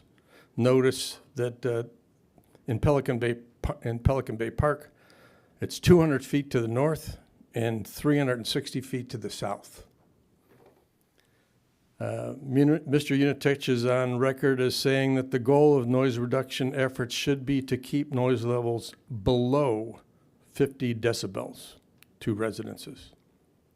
The study itself estimates that the theoretical calculations to the north are 57.8 and to the south average at 53. To quote Mr. Unitich in his interview with NPR, people can't take the pop, pop, pop of pickleball noise 12 hours a day, every day, and remain sane. The study's sound calculations are measured at ground level. Note that units to the south are 2 and 3 stories, 200 to 300 feet tall, and these levels of noise at those levels are not calculated. Elementary physics would show that the noise is going to bounce over the walls to those units. The noise recommended sound study measures are nowhere in concrete in the lease agreement. Last minute change by the foundation that reorients the party building, now 600 feet, negates the complete study because it no longer in accordance with what the study says, quote unquote, that building partially blocks the sound path towards the south from the 12 western courts. This change alone makes noise study invalid and not worth the paper it's printed on. Thank you for your time. I urge you to vote against the plan. Your next speaker is Bill Sanchez. He'll be followed by Michael Freed. All right. Is Mr. Sanchez not here? Michael Freed, is that you, sir? Please come on up. Michael will be followed by Marta Mida. Good morning. Thank you for having me today. I live on Pelican Bay Park. Some of you may have gotten an email from me recently. I have 3 grandchildren that live in Naples Park, so I live under that tree line that you were just talking about earlier. I've been working on this for Avalon for the last 6 months, trying to process all this information, but quite honestly, most of this information has come in the last 10 days, and we're hearing even more things today. So apologize, it's a little difficult to process all this. But through that time, I've kind of said to myself, why does the county really want to do this? And what really is in this for the county? And I could only really come to one conclusion. You want a divorce. You see, tomorrow I'll be married 43 years, so I'm not familiar with divorce. So, but maybe some of you are. But as I look at this, let me explain. My professional background is as a CPA, but most of my life was spent as a CFO of a $6 billion healthcare system in Michigan. I think I know a lease when I see one. This is a lease. This isn't a management agreement. Why? I'm not even sure why we're calling it that. Why is it a lease? Because it provides a right of use to Pelican Bay, an exclusive right of use for 30 years. So you're granting them that. And Pelican Bay, how is Pelican Bay paying for this? They're paying for it out of something called a capital fund. For those of you who don't have the time to think about that, think of it as like a real estate investment trust housed inside of Pelican Bay, meant for the development of existing assets. So I say to myself, why does the county need a Pelican Bay to help them finance some park improvements of $6 million, which, because God has a sense of humor, tomorrow I have to, my wife and I started a foundation in our hometown in rural New England, and one of the grants we have to approve tomorrow is 2 pickleball courts. So I can tell you they're $31,000 apiece for a pickleball court. That's what we're going to be signing off on. But you know, the $6 million, let's face it, is more for Pelican Bay and what other things want to be developed there. So why do you need the $6 million? And I guess, again, as I learn more about you, $4.8 billion of assets in the county, $3.6 billion of equity, $683 million of cash that this county has. You have something called a debt to capitalization ratio of 20%. To the people in the community who don't know what that means for all that you have in Pelican Bay, you've put a down payment of 80% and you borrowed 20%. So that's very different than what others have elsewhere. You don't need Pelican Bay to do this project. Pelican Bay is 1% of the size of the county. So that's really the heart of the issue for me. Is this really just that you don't want Pelican Bay Park anymore because of the right of refusal that Pelican Bay has? Is it just not in your plans? And if that's the case, I think we know that, because otherwise the recommendations coming from management here, and I'm sure you have good management, don't line up with the intentions that you have. I would urge you to either say this is something that you don't really want and it just doesn't fit with your game plan going forward, or have management come back with a slightly different plan that kind of explains how you're going to solve some of the problems that people have raised here today. Thank you very much. Your next speaker is Marta Maida. She'll be followed by James Egan. Marta, I hope I'm saying your last name right. Yes, thanks. I'm here to let you know that the new parking plan is grossly inadequate for the new construction plans proposed. Those 20 new pickleball courts will cause the biggest parking debacle without exaggeration. All you have to do is look into the math to see the problem. 20 pickleball courts translates to 160 players. Currently, we have 60 parking spaces, and they will be proposing to add 40 for a total of 100 future available parking spaces. Okay, so we have 100 spaces to work with. 20 pickleball courts translates to 160 players that need parking at the same time. You have four players on each of 20 courts. That's 80 players on courts, with 80 players checking in, waiting on deck, waiting to play. That's 160 players right there. With 8 tennis courts that also will be playing all at the same time, that translates to 64 players needing parking at the same time. 4 players, 8 courts, 32 players on courts, and 32 players checking in, waiting on deck. Then you add approximately maybe 20 players for soccer fields and 20 people playing basketball, volleyball, at the playground, dog walkers. That's a total of 264 parking spaces needed during high-use times. You're giving us 100 future available parking spaces. We need 264. To be fair, you have to start these games on time. There's no ifs, ands, or buts about that. The additional new parking won't even come close to accommodating what's needed if those courts are built. No one wants to talk about this because it can't be adequately addressed. The only way to alleviate the parking issue is to remove more amenities or take away more green space, or both. It's not complicated to see a huge issue here. It can't go unaddressed. This proposal can't accommodate parking for all of the amenities at this park at the same time. Thank you very much. Please consider this. This is a big deal. Your next speaker is James Egan. He'll be followed by Karen Papa. Morning, Commissioners. For the record, my name is James Egan. I'm going to go a little bit off script for a minute just to respond to what was said. There are multiple options for people from Pelican Bay to go to the park. Ride a bike, walk, park by the community center. So I don't see the parking issue being as broad as the woman just exposed. I've been a resident of Collier County since 1999. I started playing pickleball at Veterans Community Park about 8 years ago because of the many health benefits it offers and the welcoming, friendly, diverse social aspects of the pickleball community. Back then, I had easy access to courts. Dial forward to 2023, court availability is difficult to come by. As you know, in the last 8 years, there's been an exponential growth in the number of people playing pickleball. People of all ages and abilities have come to become avid pickleball players. On a good day, in season, there's a 30 to 40-minute wait between games at Veterans Community Park, with a game that takes typically 10 to 12 minutes to play. Clearly, North Naples is significantly underserved when it comes to pickleball courts. The proposal for Pelican Bay Community Park addresses in a responsible and capital-efficient way this misalignment of ever-increasing demand for pickleball and the number of available courts in North Naples.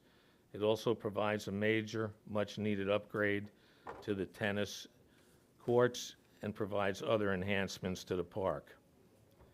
As is always the case when change is proposed, there are groups on both sides of the fence.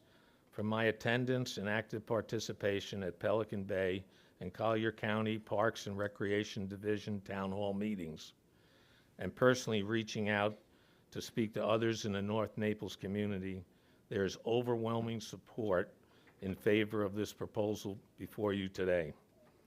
In my opinion, the limited number of residents who take issue with various parts of the proposal have a narrow, somewhat misinformed view of the proposal rather than consider what is best for the over, what I heard this morning, 40,000 residents in North Naples.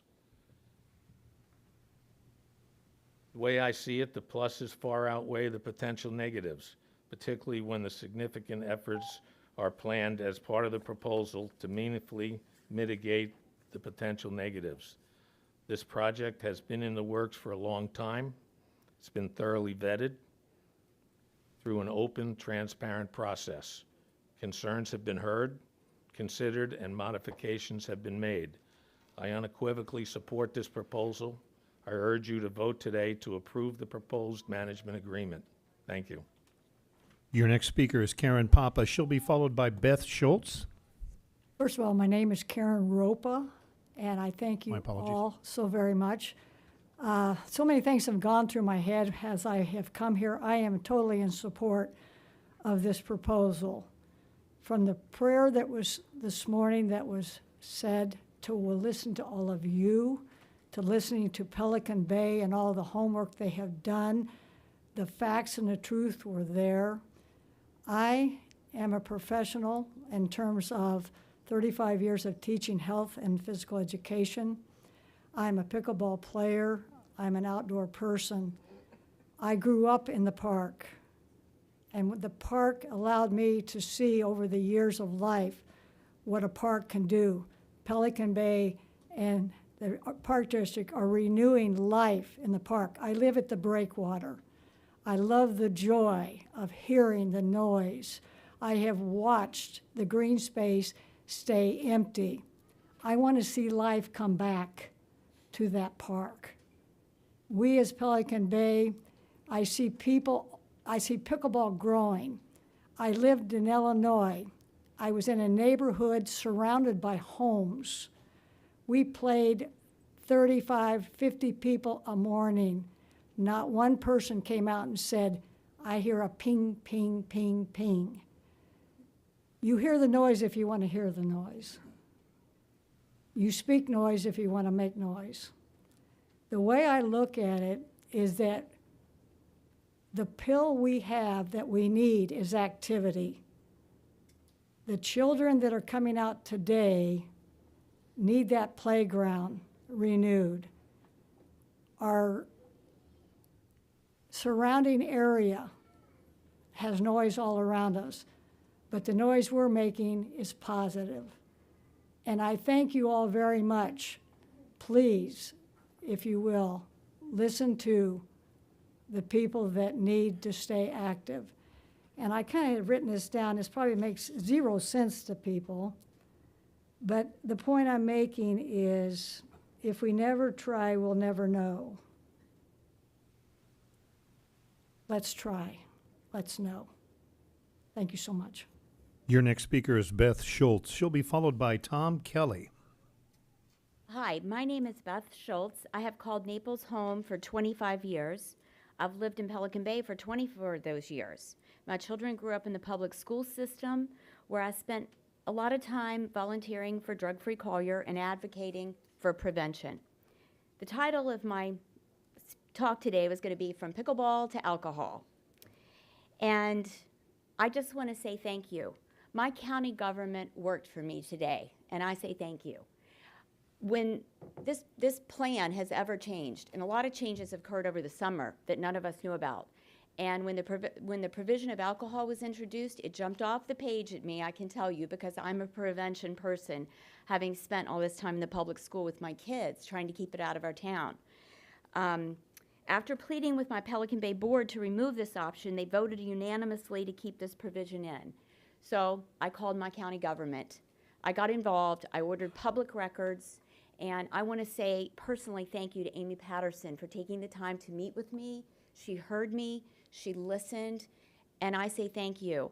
And I also want to thank, and I went to the advisory board on PAYRAB. I want to thank personally Christina Hoyser, I hope I said that right because I made sure. On Chips Ahoy cookie I call her so I'd remember. Hoyser, she made the motion for my district to stand up because she knew this alcohol provision was introduced all of a sudden. And I thank her. So I'm standing here today saying thank you because my county government worked for me. And, you know, it was just a few months ago that we voted to add beds to the David Lawrence Center here because we have alcohol and substance abuse in our county. We should be looking at prevention. We should be looking at our parks as a means to say to our kids, we can have fun without the introduction of alcohol. And maybe we need to look further into this when we're even giving special permits. Our community park is a little one. It's not the big sports complex. It's not even the East Naples Community Park where we have tons going on. This is a small community park, and we have to be very cautious even about what we allow for the parties and the special permits moving forward. But thank you, and thank you again for my government. Your next speaker is Tom Kelly. He'll be followed by Miguel Lopez. Oh, good morning. Tom Kelly, full-time resident, lifetime tennis player. We have an opportunity to improve our community for residents, prospective new residents, visitors, and people of all ages with the passage of the upgraded Pelican Bay Community Park.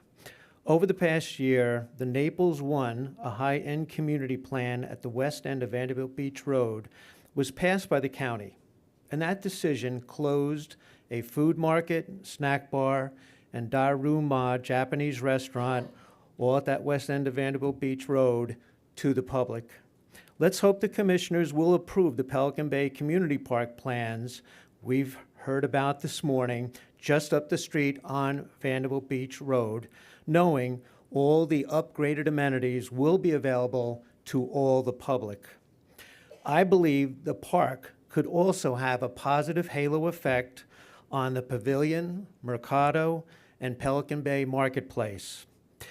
FYI, Pelican Bay Tennis, we have 18 tennis courts, but for the past many years, we have been renting courts from the park in season, demonstrating an already working partnership that has been in place for years.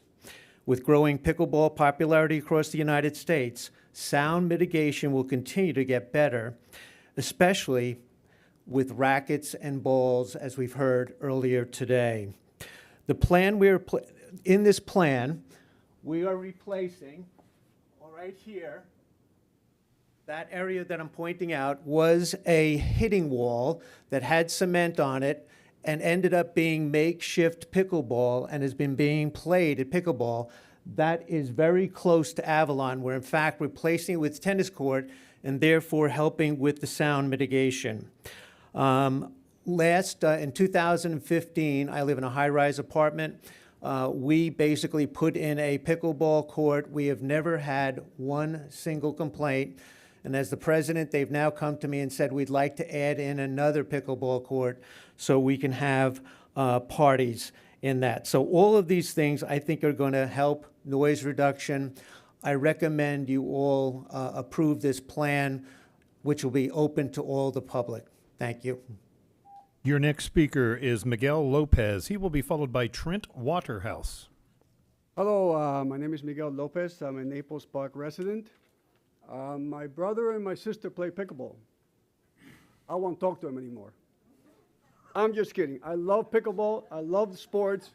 Everything is okay, but it just doesn't fit in this field. The courts don't fit. You're moving everything up. You now have softball hitting further to the right. As soon as you hit any fly ball, it's going to land on top of the pickleball courts. It's just plain old. I've seen people hit the ball all the way to the other side of the field, and they come once in a while to play. We play soccer there on Sundays, and we move ourselves around, and we can play right now with them. If you add these courts, forget softball and soccer. They can't play at the same time. Softball will not be able to play because they're going to hit right into the pickleball courts. This is a multi-purpose field. You can play 2 or 3 sports at the same time. If you add pickleballs, which again, I'm not against pickleball, you won't have room here, okay? The other problem is that I see is the parking. We already mentioned parking quite a bit. They claim that they're going to be using bicycles, they're going to be walking. I've never seen a bicycle in the park, ever. So no one is going to use the bicycle. So they're going to park where? In Pavilion? Is that okay? I mean, they're going to be parking in Pavilion across the street and walking. I guess that's probably okay.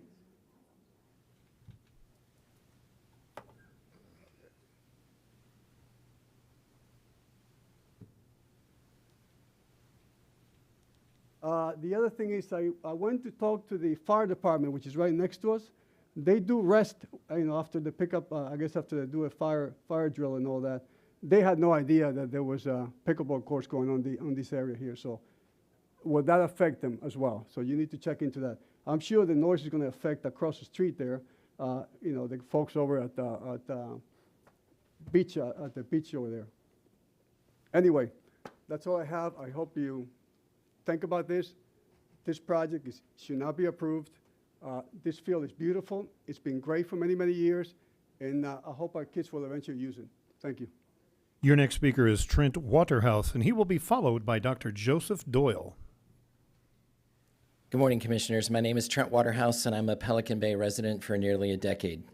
I'm so happy to see the years of tireless efforts since 2014 by Pelican Bay members, staff, and the board to find a solution for pickleball have brought us to where we are today with a mutually beneficial solution forged in partnership with Collier County Parks and Recreation. The opportunity before the Commissioners today is a win-win-win proposition. Pelican Bay members win with priority access to pickleball courts we can walk or ride our bikes to without driving to Veterans Park or another remote location. The North Naples, Vanderbilt, and Naples Park community wins with renovated tennis, new pickleball, and preservation of fields used for soccer, Little League, and softball youth sports, even fly fishing lessons. Collier County Parks and Recreation wins with a public-private partnership to accelerate the availability of more pickleball courts in the county while enriching the quality of life for the people they serve. A Pelican Bay survey shows pickleball is the #2 priority for our members. As a resident with a 30-year perspective on the future of Pelican Bay, this project is strategically sound, fiscally responsible, and a unique opportunity to add a highly valued amenity. A fundamental truth about pickleball, people want it as long as it's not in their backyard. The proposed pickleball in the park solution places the courts the furthest distance away from any residence possible, while also deploying technology and landscaping to mitigate the sound propagation. Pelican Bay was the first and remains a leading Southwest Florida community to invest millions annually to ensure stormwater drainage is both effective and natural to protect the mangrove estuary and our neighbors. In fact, all of Pine Ridge to the east drains through the Pelican Bay stormwater management ponds to ensure environmentally sound and natural drainage through the mangroves to the Gulf. Parking and traffic are mitigated by these new courts being close enough to Pelican Bay, Vanderbilt, and Naples Park neighborhoods so players can walk or ride a bike rather than drive. I strongly recommend the Commissioners vote to approve so Pelican Bay and our neighbors in Vanderbilt, Naples Park, and North Naples can have another reason to love living in Collier County. Your next speaker is Dr. Joseph Doyle, and then he will be followed on Zoom by Ann Gregor Harris. Dr. Doyle's been seated 3 additional minutes from Sandy Doyle, who is seated right there. Good morning, Commissioners. Dr. Joseph Doyle. I used to be a regular speaker here before COVID, so this is our first time, Mother and I, since January of 2020. So some of the commissioners may not have seen us. I called in a couple times on Zoom, but it's nice to be here in person. And my mother is the property owner in Pelican Bay. She's lived in Pelican Bay for 32 years, since July of 1991. And we're happy to hear about some of the changes that were made over the last couple days to the management agreement. But that's part of my concern, is that this thing is half-baked. There's been this, there's been that. It's kind of like a cake going in and out of the oven. A lot of moving parts. And in addition to my medical degree, I have 5 other advanced degrees in management, MBA, and leadership. And I want this to be successful. That park was built not really for the residents of Pelican Bay. We have our own amenities down at the beach, and we have a community center, but really to be a good neighbor to Naples Park and Vanderbilt Beach. And the gentleman who spoke just before me over here at this podium from Naples Park, he's concerned about the children and those fields. I was concerned about the wall. I know the kids like to bounce against the wall. You know, they have imaginations they like to play. We have the soccer, we have the baseball. I'm concerned about those kids having the park that they need. I was also concerned, of course, we know that it's changed, that the fee schedule was going to be double what the other county parks have, and that's been supposedly resolved. So, like I said, there's a lot of things out there. This is also the summer. We have Pelican Bay residents who are footing the bill for this, who are not here to know all the details. I just feel that I'd like to pause it, not kill it, but just pause it until it can be better developed. That being said, the survey that was done in February of 2021, or any survey for that matter, all surveys, as far as I'm concerned, and I have an MBA in marketing, all those surveys are null and void because we had a hurricane in September of 22, and all the priorities have changed. Now, my mother is one of the original owners in Pelican Bay, and some of her neighbors are also on fixed income, fixed pensions, and Social Security. And they are being hit with $14 million repairs down at the beach. We have the 2 hotels and the beach, et cetera, and as well as the community center. And being assessed $21.95 very shortly. Well, money is fungible, so do we really have the $6 million to be paying for the park? You know, you can talk about this fund and that fund. As far as I'm concerned, it still comes out of the same bank account for Mother.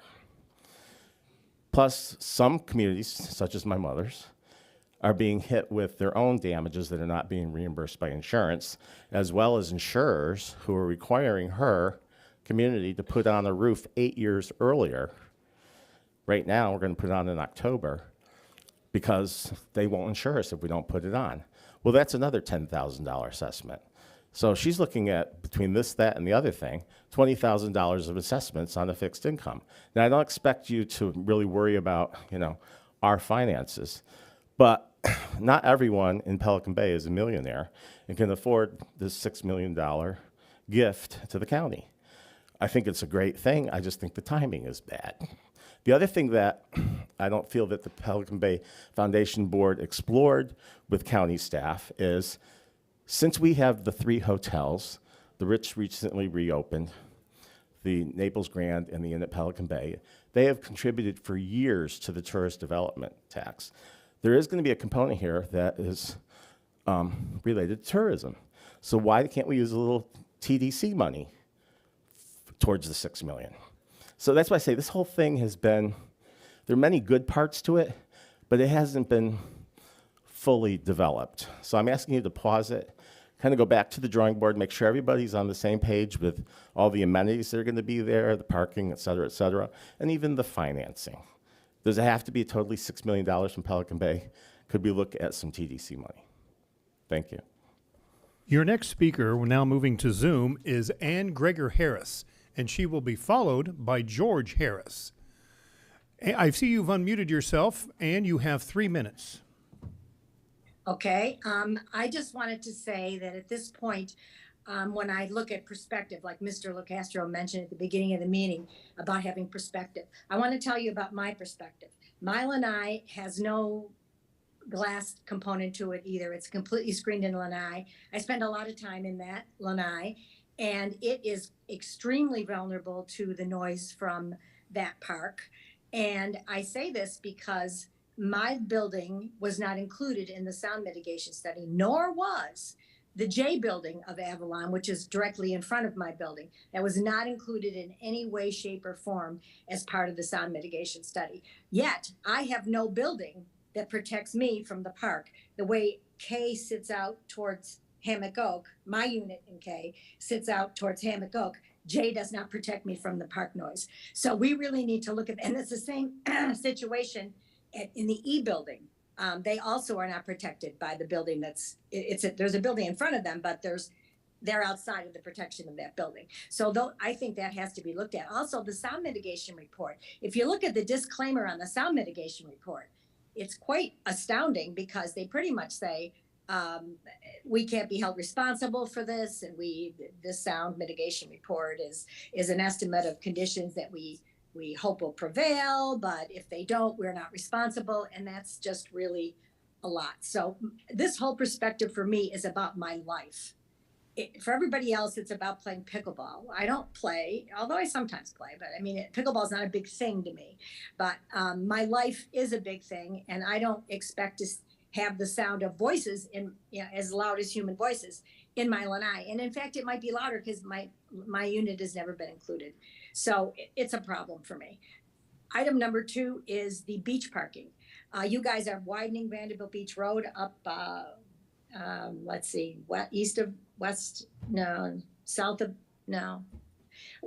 up farther towards, on the other side of Airport Pulling, way up that way. You're widening it. I saw that in the Naples Daily News. And so people will be using the parking lot for the Pelican Bay Community Park for beach parking, especially at peak times on weekends, which is probably the same time when pickleball will be at peak.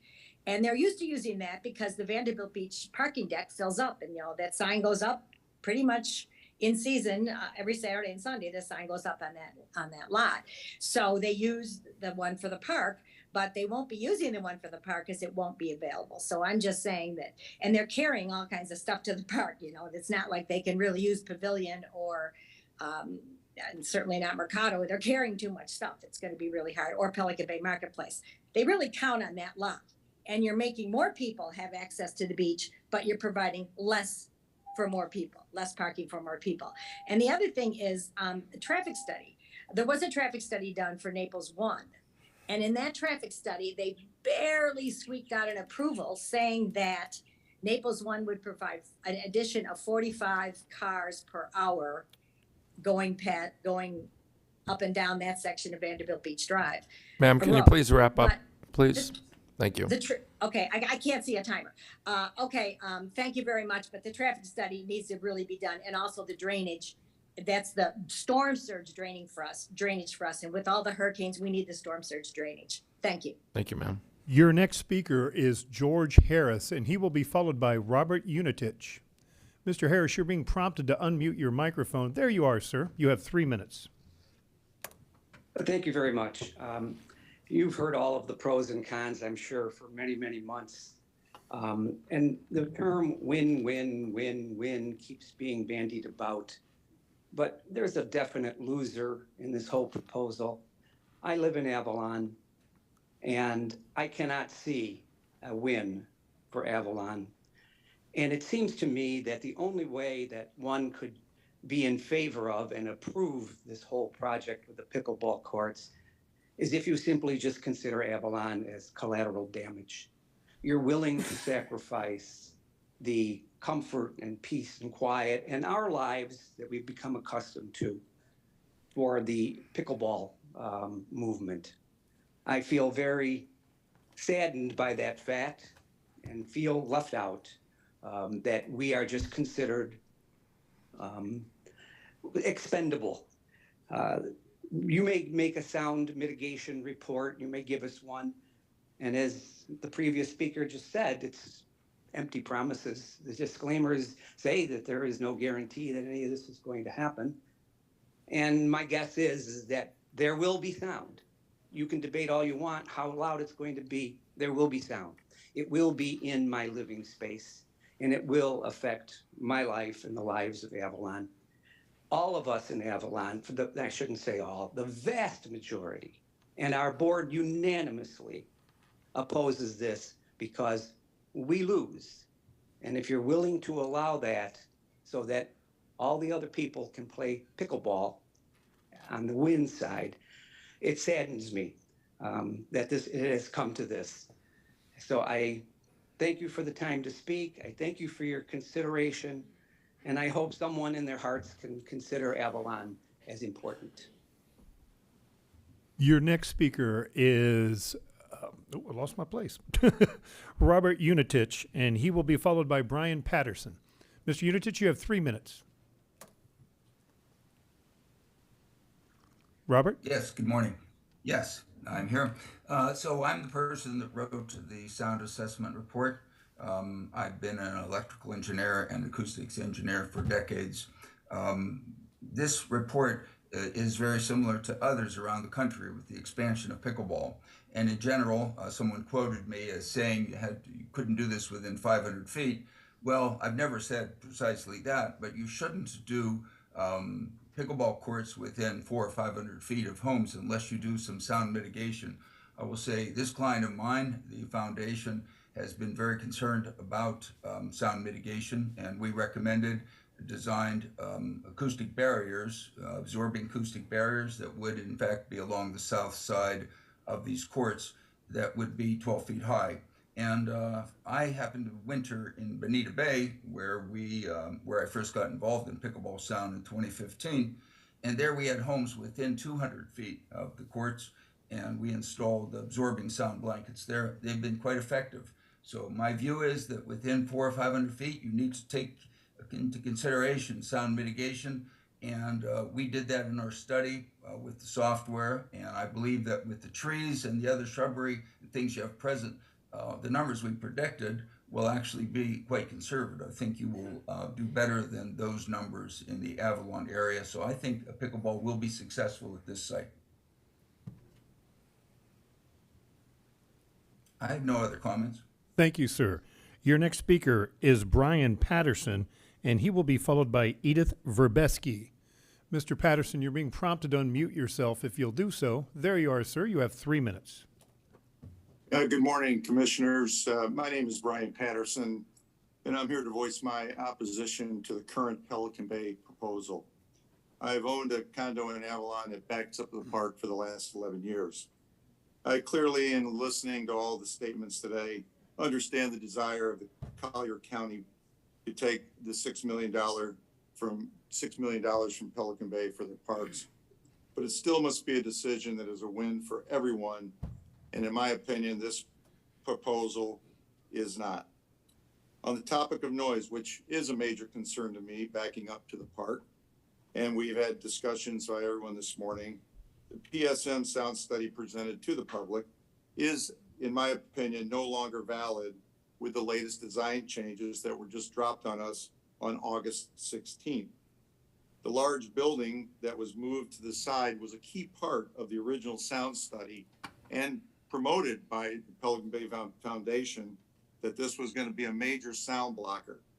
And at this point, it no longer provides the same validated benefit for the positioning. A new sound study for the current layout, including noise data for Avalon's second and third floors, as well as the J building, which was totally left out of the last study, should be completed before this proposal can be voted by the county commissioners. Also being sure to include in this study the impact of not just pickleball noise, but the noise of large crowds. And now that they're going to have tournaments there, weekend long tournaments with all these people, that needs to definitely be included in this study. Secondly, if this is approved and built, who is responsible to validate that the sound levels are acceptable and that the people that back up to the park are in agreement with when these studies are taken and run, that were done at maximum times of crowd and play. On the topic of parking, there's been a lot of discussion this morning. Mr. Rodriguez stated in his opening comments that currently the parking is a problem at the Pelican Bay Park. So now just think about adding 20 pickleball courts with all the numbers that were used earlier. You're looking on adding a ton more people just for pickleball, and they will be there, and they will be there in groups heavily and on time. Now you move that along, and with the new crowds and everything, you're only adding 30 parking spaces for the Collier County residents. It's going to be extremely difficult for them to find parking to use the green space. And they've been able to use this park for years, as the gentleman that lives in Naples Park expressed this morning. So this is going to be no longer an easily accessible park for those that aren't pickleball or tennis players. And finally, I'm requesting some sort of a written confirmation to the public that, most importantly, there's going to be no future expansion of this park. This is unbelievable that this green space can disappear, because you folks that are on this commissioner board will be gone, and in 5 years there'll be another group, and in 10 years there'll be another. And politics is a wonderful thing. I'm from the Chicago area. Politics is wonderful. We have a great state here of Illinois that we've prospered at, politicians doing things that make no sense. But however, I'd like to make sure we have no future expansion of the park, that there will be no lights in the pickleball courts, and that you will indeed make sure a new sound study for the new layout will be provided with the other amenities of second and third floor, as well as. Thank you, sir. Thank you. Your next speaker is Edith Verbeski. She'll be followed by Mark English. Edith, you're being prompted to unmute yourself. You have 3 minutes. Do you hear me? Yes, ma'am, you have 3 minutes. Okay, thank you all very much. I guess it's been 6 years now since I have been involved with trying to convince Pelican Bay to bring pickleball. I'm very happy and proud to be a part of the team and the group that has helped with the proposal, the objections, and everything else. Mike Raffola, your board, congratulations to you. I believe everything that these folks have tried to negate on the positivity of pickleball has been addressed. I have, for the first time in my life, not much more to say to that, except thank you, commissioners. I think in the very beginning of your meeting, you did indeed address everything. And for that, I say, please, please give us these courts. I am tired of waiting at Betts Park. I drive to East Naples, and I don't want to make this about me. I have plenty of friends in Pelican Bay and North Naples that also will benefit from this. So all I can say is thank you very much. Please vote yes. And for the people and the naysayers, your issues have been addressed. We do care. Now you care for us and your families too. Thank you. Your next speaker is Mark English. He will be followed by Martha Harris. Mr. English, you're being prompted to unmute yourself, if you'll do so at this time. Good morning, and thank you for allowing us to share with you the following information. I know most of you, and I know how hard you work on our behalf. So thank you so much for all that you do. I'm here as the president of the Pelican Bay Property Owners Association. The Pelican Bay Property Owners Association was founded in 1984, and there's two objectives. One is to protect the quality of life in Pelican Bay, and secondly, protect the property values. I'm going to delete a lot of this because it's already been covered, and I will be redundant and waste your time. But the important thing that I'm going to say today and share with you are the results of a survey that we did in the last 4 days. And this wasn't done before the hurricane. This wasn't done in 2021. And this is a survey that generated hundreds of responses, and I'm going to share with you the questions and the results. The first question that we asked is, are you in favor of the Collier County Pelican Bay Partnership as designed and shared? Yes or no? Question 2, do you think that $1,600,000 of our capital funds now being proposed for pickleball, instead of to reduce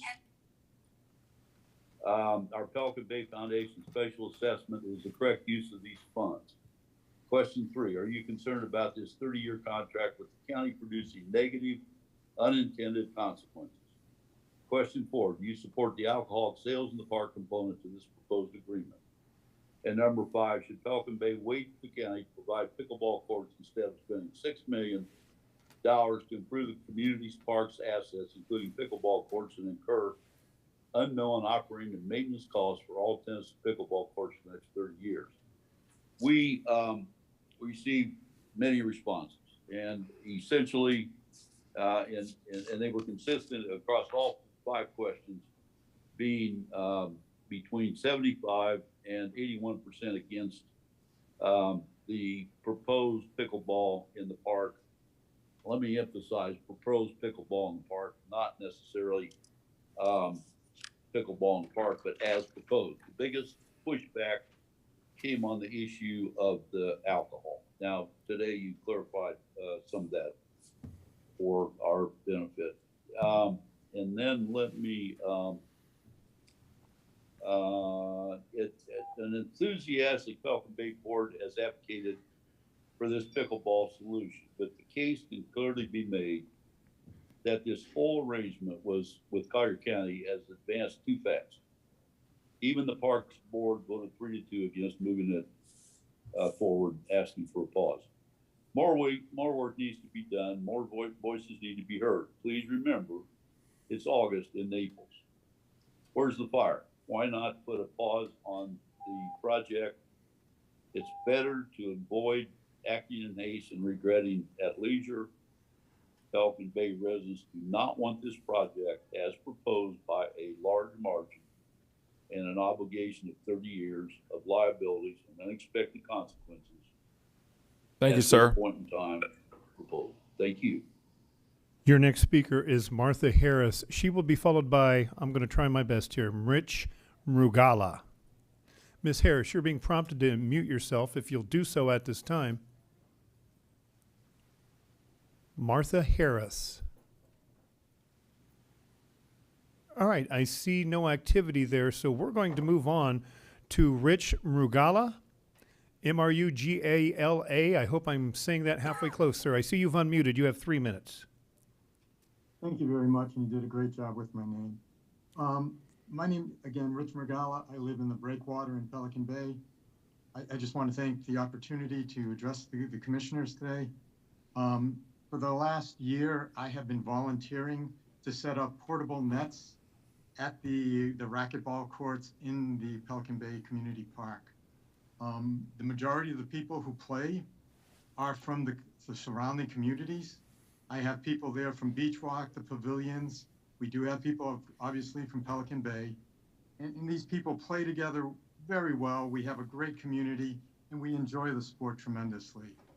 The opportunity of putting courts here permanently is just something that's wonderful for the whole surrounding community.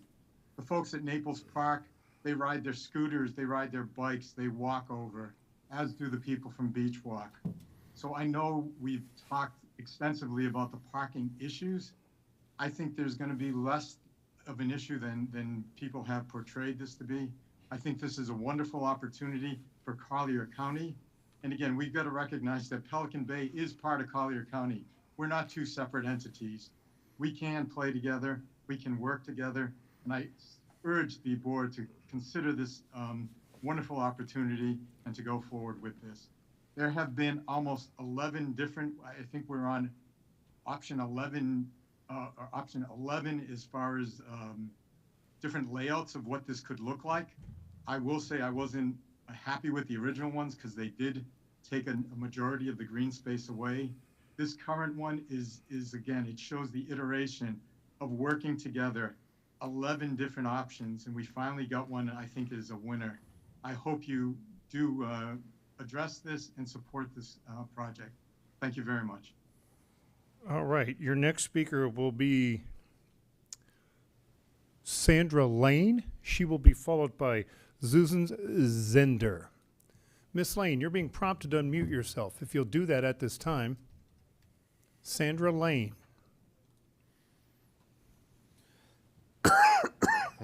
All right, we're going to move on to Susan Zender, Zehnder.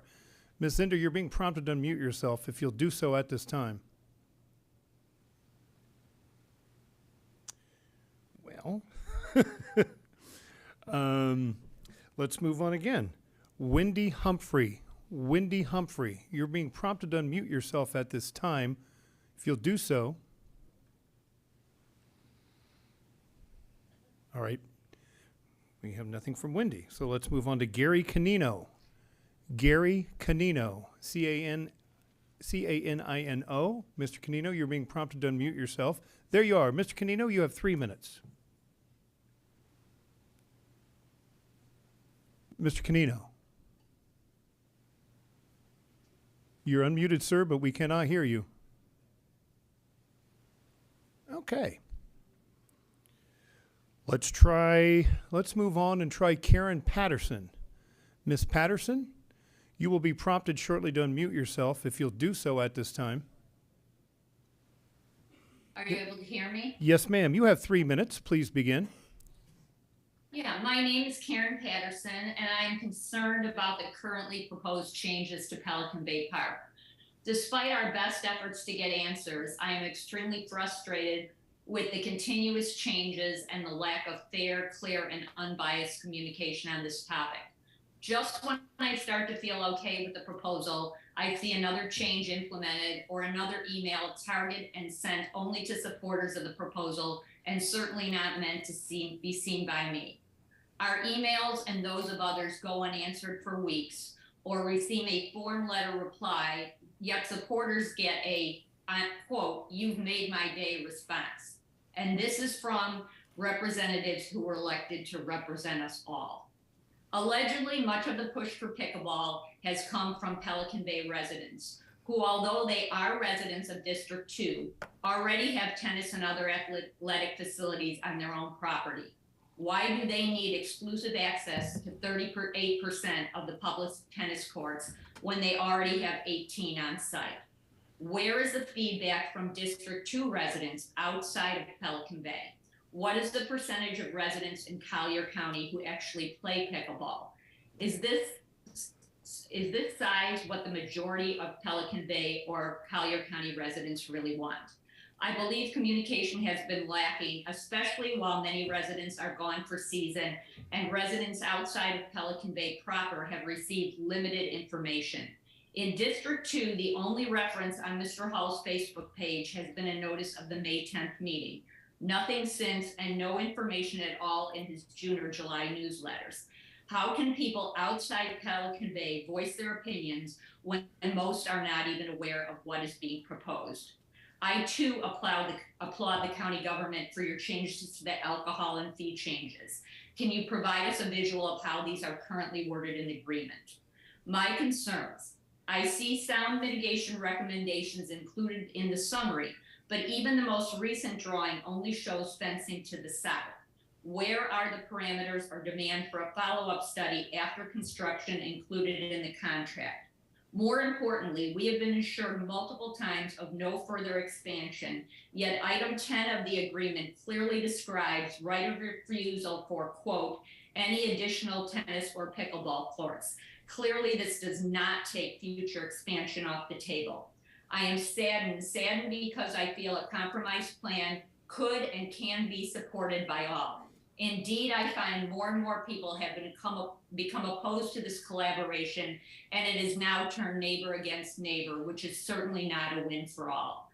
How can Collier County citizens compete with a corporation that has $6 million plus to offer? This is a small park with a small footprint and close to residences. This is no place for something of this magnitude.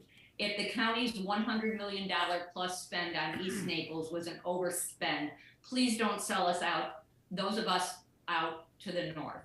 Ultimately, the decision on this matter does not come down to a majority of residents, but to 11 people. There is no urgency to get this completed quickly. Find us a successful prototype to study. Please look at Centennial, Colorado, who voted a moratorium 8-1 to place a moratorium on pickleball facilities within 500 feet of residences until they can take the time to be secure in their decisions. I sincerely request that you follow suit and vote no at this time and take the time needed to amend this plan to make it one that is assured to be a benefit for all. Thank you very much. Your next speaker will be Tom Hay. He will be followed by Deb Reed. We have a little delay here. Mr. Hay, you're being prompted to unmute yourself. If you'll do so at this time. There you are, Mr. Yes. Hay. You have 3 minutes. Terrific, thank you.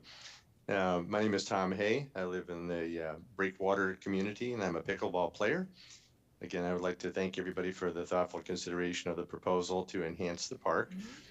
As residents of Breakwater, my wife and I live adjacent to the park, and we're strongly in favor of this proposal. Why? Because we believe in the recreation part of parks and recreation.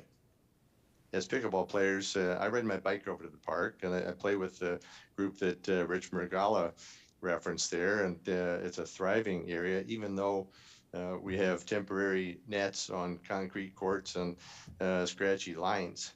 And we're also two of the more than 1,400 people who have expressed support for this proposal in the form of a petition. My wife and I are full-time residents, and we see regularly that access to courts throughout the county is not adequate to meet demand. Like one of the previous speakers, we've experienced long and increasing wait times at Veterans Park for the simple 10 to 15 minute game. So much so that we don't go there much anymore. We look at the overall impact of the proposal as extremely positive on community interests like increasing access to outdoor, physical, and social activities. And that's exactly why a lot of us are here living in this community and why others are drawn to Collier County. We think this is a unique opportunity, and my wife and I encourage the commissioners to vote in favor of the improvements that are proposed for the park. Thank you. Your next speaker is going to be Deb Reed. She will be followed by, we're going to go back and try Susan Zinder again. She was having a mute button issue. Miss Reed, you're being prompted to unmute yourself. If you'll do so at this time. I see you now. You have 3 minutes, ma'am. Yes, thank you everyone for your time. I know this is a big issue that's been talked about for a long time. I think that I too, like the last caller, have gone over to veterans and have had to wait very long lines to play. But I have done that, and I think this is a great solution, a win solution for, yes, Pelican Bay, but also all the other pickleball players in the area.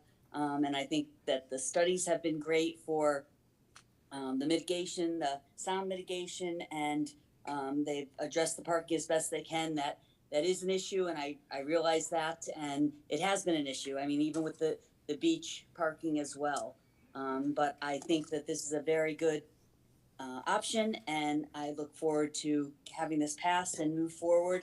I think everybody will come to see the benefit if this comes to fruition. So thank you very much for your time, and I look forward to seeing it move on. Thank you. Your next speaker is Susan Zinder, and she will be followed by Susan O'Brien.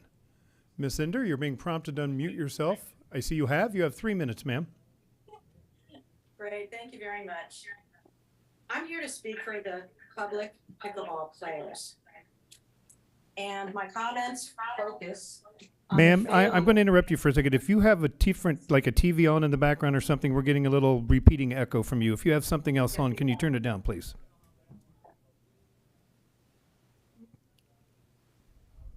Please go ahead when you're ready.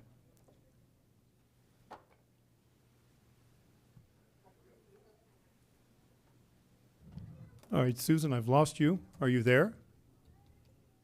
Here. There, I see you back. Go ahead, Susan. Okay. I'm here to speak for the public pickleball players. and my comments focus on the failure of the management agreement to protect public access to pickleball.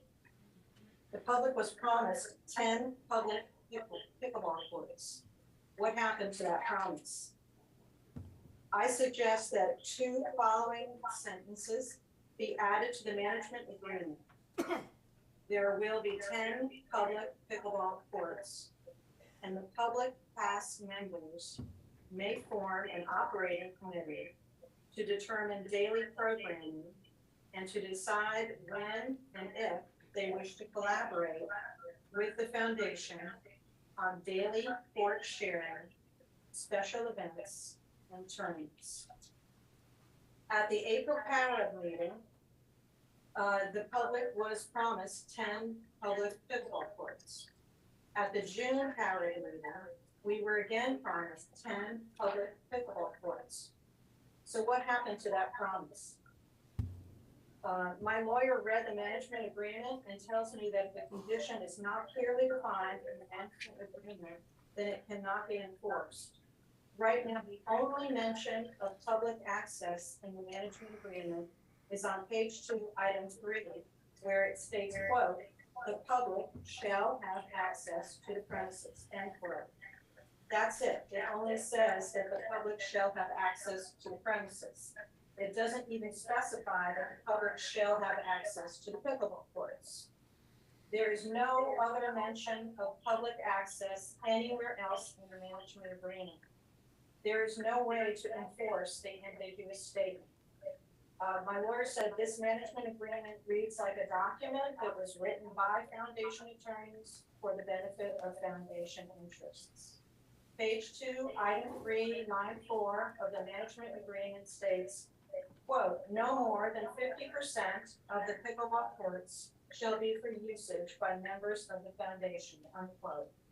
Perhaps the intention of this statement was that the other 50% would be for the public, yet it does not mention the public at all.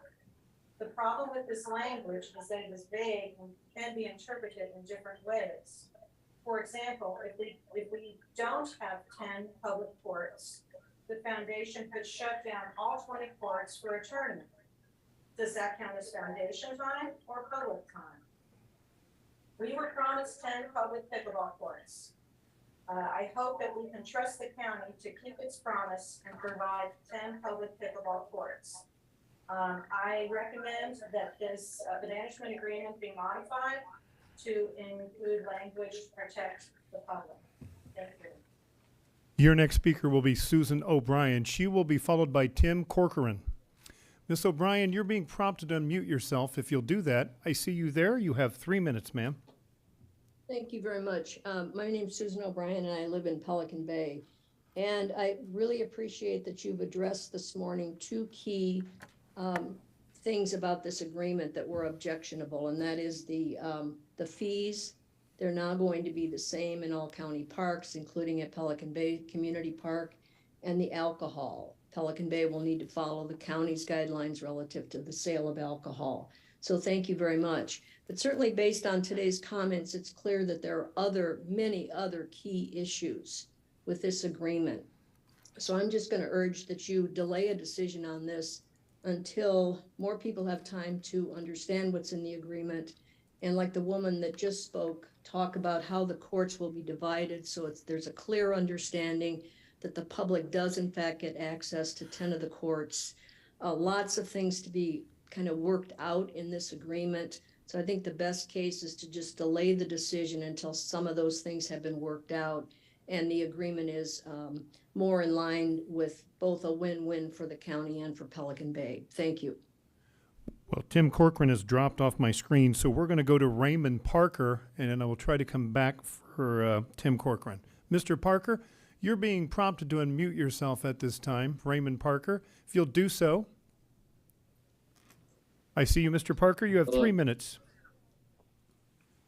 Thank you very much. I'm definitely against the agreement as it currently sits. The universal imperative for our county parks is that they be made available for the benefit of all our citizens equally. This idea that a select group of people can essentially buy a portion of our park to benefit a small group of people is contrary to that universal imperative. No portion of Pelican Bay Community Park should be leased to any group for their own exclusive purpose. It is contrary to the basic philosophy of community parks. Collier County Parks should be available to all its citizens. After all, isn't that the idea of having a park for the community? Shouldn't community parks be a place to build community, not separate community? If this idea is implemented, then I suggest you remove the word community from the name. Otherwise, it is a misnomer. Also, it sets a very bad precedent. Any number of organizations will be able to stake a claim for public land and make a sweet deal to expand the offerings exclusively to their own members. I have heard a commissioner say that the tram operation at Clam Pass Beach is an example of a similar arrangement where a private company operates on public land. It is not even close to what this deal represents. Maybe if there are two separate lines to get on the tram and one line is restricted to certain people who got on the tram before anyone else could, the example would hold water, but it doesn't operate that way. Everyone gets to use the tram on a first come, first served basis, kind of like how all public services should operate. The county should not approve this idea. It basically gives away public property forever and does nothing to enhance our sense of community. Thank you. We've lost Tim Corcoran, so we're going to go with Bill Feldman, and Bill will be followed by Mike Ruffalo. Mr. Feldman, you're being prompted to unmute yourself at this time, if you'll do that. Mr. Feldman, I see you. You have 3 minutes, sir. Thank you. I am speaking in favor of the proposal for a community Pelican Bay arrangement for pickleball and related facilities and amenities. I've played pickleball at the Pelican Bay Community Park for 3 years. I played with Rich and with Tom and with a number of other people, including people. I am a Pelican Bay resident. I played with people who are in Beach Walk and Pavilion, and we've all got along very, very well. We play at the courts that were mentioned, which are closer, significantly closer to Avalon than the courts that are being proposed. And we have not heard any feedback. In fact, we play with people from Avalon and Breakwater and the others I mentioned. And there's been no complaint about noise. And there's no mitigation at this point. There's no wall mitigation. I believe that the noise level will actually be lower than it is right now. The other point that I would like to make is that I know that a number of people have said that this is not a win-win for the community, but I strongly disagree with that. It is a win-win for the community because we don't have pickleball now, and we will. And there is obviously great demand for pickleball. Anybody who plays at Veterans Park will know, that it's overcrowded, and many people don't play because of the wait times. The other point that I'd like to make is I really take issue with the survey that Mr. English raised. That survey was 4 days ago. People got the notice just hours before they were asked to respond to it. I don't believe that survey represents the feeling of the community here in Pelican Bay, or the wider community. If you want to do a survey, but don't do it the way that it was done, because it does not reflect my experience in talking to people, great many people, about the desire to have pickleball in Pelican Bay. I can tell you that we've been talking about this for years, and there is great demand for it here. Thank you. Mr. Chair, we're down to your final speaker on this item, and that would be Mike Ruffalo. Mike, you're being prompted to unmute yourself, if you'll do so at this time. I see you there, sir. You have 3 minutes. Thank you. Can you hear me up? Yes, sir. Okay. Thank you. And thank you, commissioners. My name is Mike Ruffalo. I'm the chairman of the board of the Pelican Bay Foundation. And as you know, we're a community of 6,700 homes in North Naples. And I wanted to thank you for taking the time to consider this proposal. I think it's been a very thoughtful and balanced discussion, probably longer than you want. However, I think you also know from our 45 years of partnering between the foundation and Collier County that we're very good neighbors, and we maintain high standards, and we commit to things and then deliver on those commitments. I can assure you, representing all of us at Pelican Bay, that we will be great stewards of this park and our portion of the park, and will be a model for the rest of the county. We all know that Naples has achieved notoriety in a positive way for being the pickleball capital of the world. This is further evidence that we're investing in the future of this sport and of this recreation. When the dust clears and you get through all the information people presented, the project has the overwhelming support of both Pelican Bay and our neighbors in North Naples. We've agreed to invest $6 million in this park to improve something that's going to benefit the entire community. As I mentioned, Pelican Bay and Collier County have worked together for over 40 years, and this project will be a source of pride for everyone when it's complete. I urge you to follow your instincts to do the right things for all of us here in this part of the community and approve this plan. Thank you. That was your final speaker on this item, sir. Okay. I have some questions for the team. So Mr. Rodriguez and the group, and then I'll see if any commissioners light up. When the county or when a developer is building something, we normally have neighborhood information meetings. I know this is totally different, but it sounded like, and correct me if I'm wrong, some of the speakers were implying that Pelican Bay residents all got together and they sort of cussed and discussed and sort of hashed it out, but the people that live in Avalon didn't seem like they were invited to these discussion meetings. And then is it Breakwater is north? Are those the buildings? So just explain to me how their voices were heard into this whole, did they just get emails and they heard things on the periphery, or was there some sort of, everybody was invited under one roof to discuss this possible project? Absolutely, Commissioner. For the record, Dan Rodriguez, your Deputy County Manager. There's actually two groups of neighborhood information meetings, and the county is well versed in our process for neighborhood information meetings. They're actually advertised. So your Parks and Recreation Division had several neighborhood information meetings where they invited the public out to get their opinion. In addition to that, the PAYRAB meetings, the three that are mentioned in the presentation, those were advertised as well. Did we have heavy turnout from Avalon and Breakwater? I mean, obviously, Pelican Bay, you do have some mixed reviews from Pelican Bay. Some people like it, some people don't, but I think it's heavier on the side of favorable. But the surrounding community, was Breakwater and Avalon, did they heavily attend? We had a very good attendance. I attended two of the first meetings with Parks and Recreation, and there were about 100 people there. As far as where they were and who they represented, I don't have those details. But also Pelican Bay had their own neighborhood information meetings for them. I know a lot of them probably voiced alcohol, parking, traffic, and we've worked through some of that. But was the noise an issue? Was that something that was voiced aggressively by the 100+ people, or are we hearing an example of exactly what you heard at that meeting? From the number of people that attended, I would say close to 90% of the people were in favor of the pickleball operations and the tennis courts and whatnot. And so there was probably about 10% there who brought up, noise, but didn't want to see the project go forward.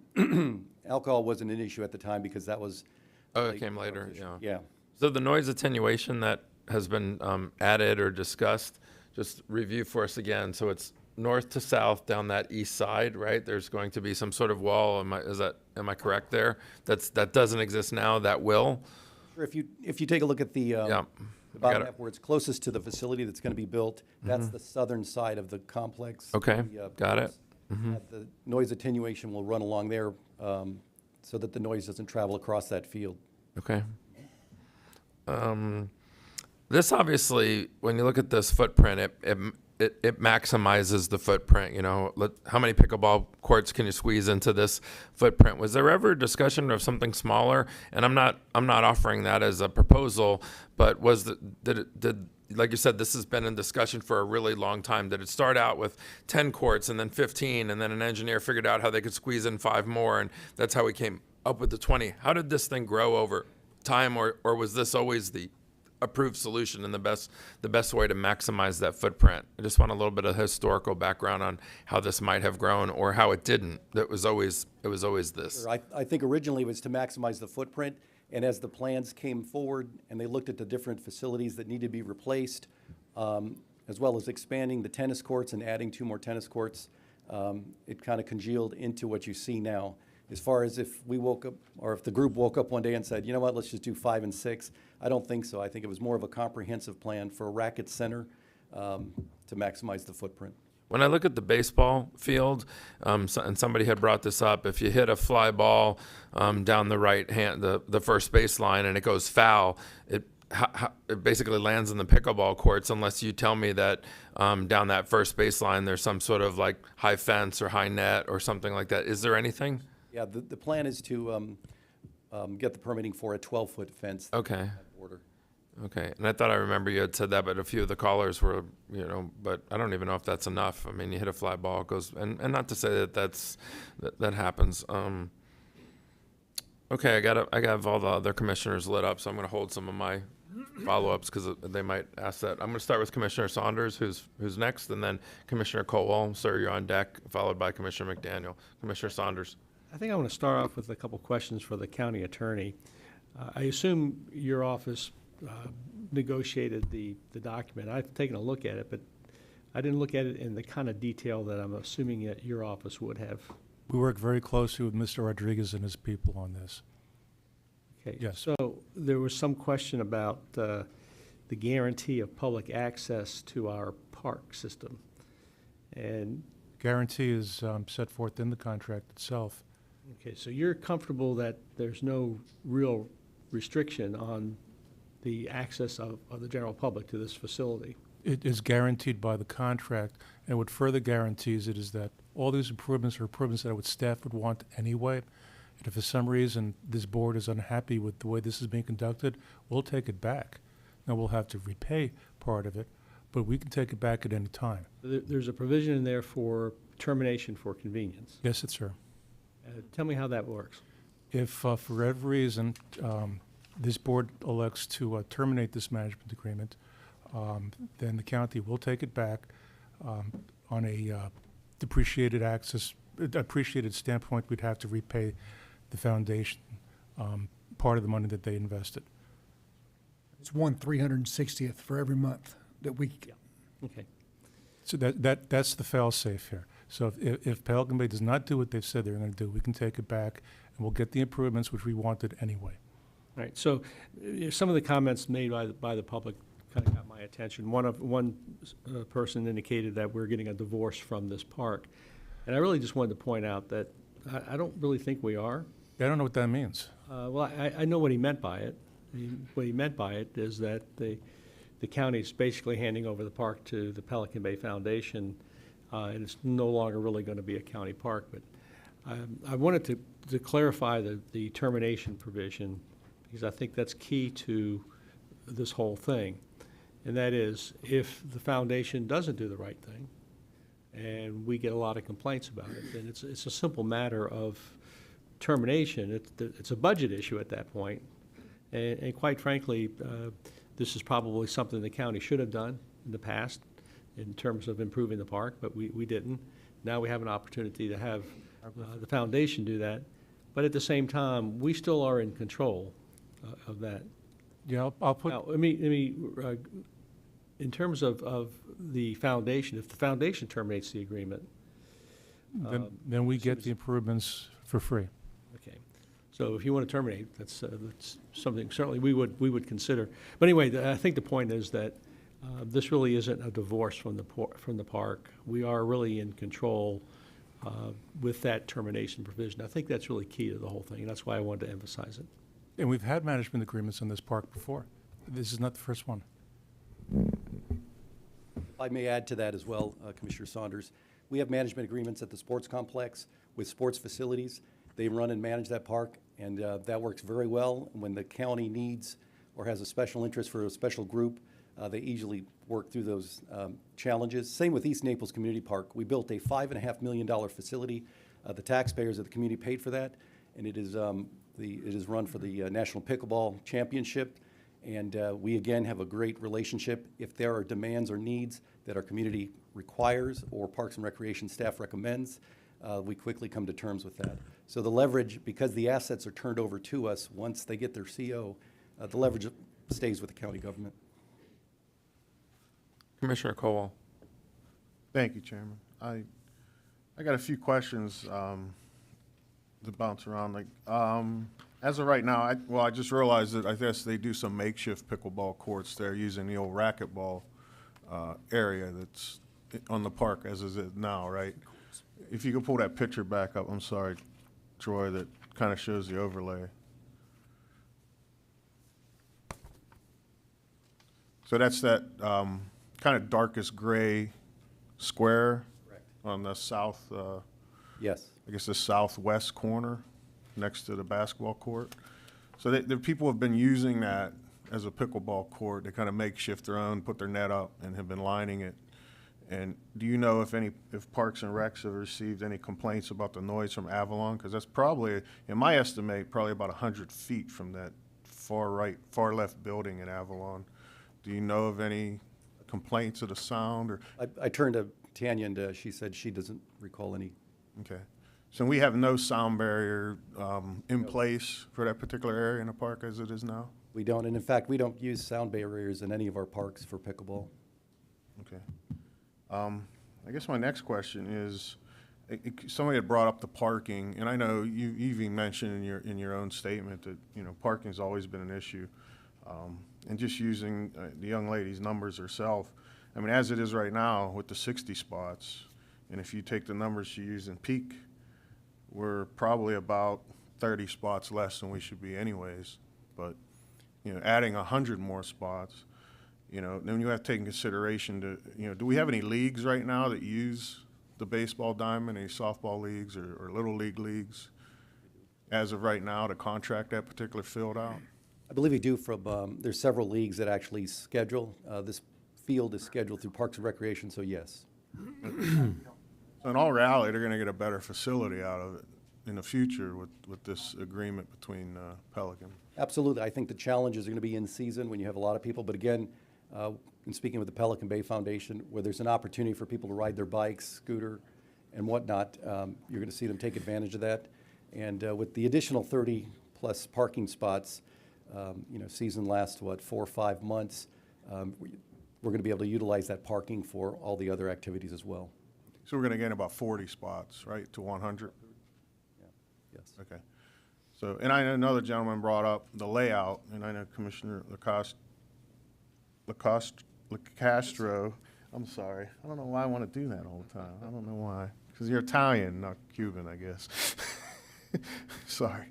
But he brought up saying that you couldn't use the fields, you know, at the same time with the soccer field and the baseball field. So I had pulled up, and you can actually see in the underneath the overlay there that where the original diamond sits.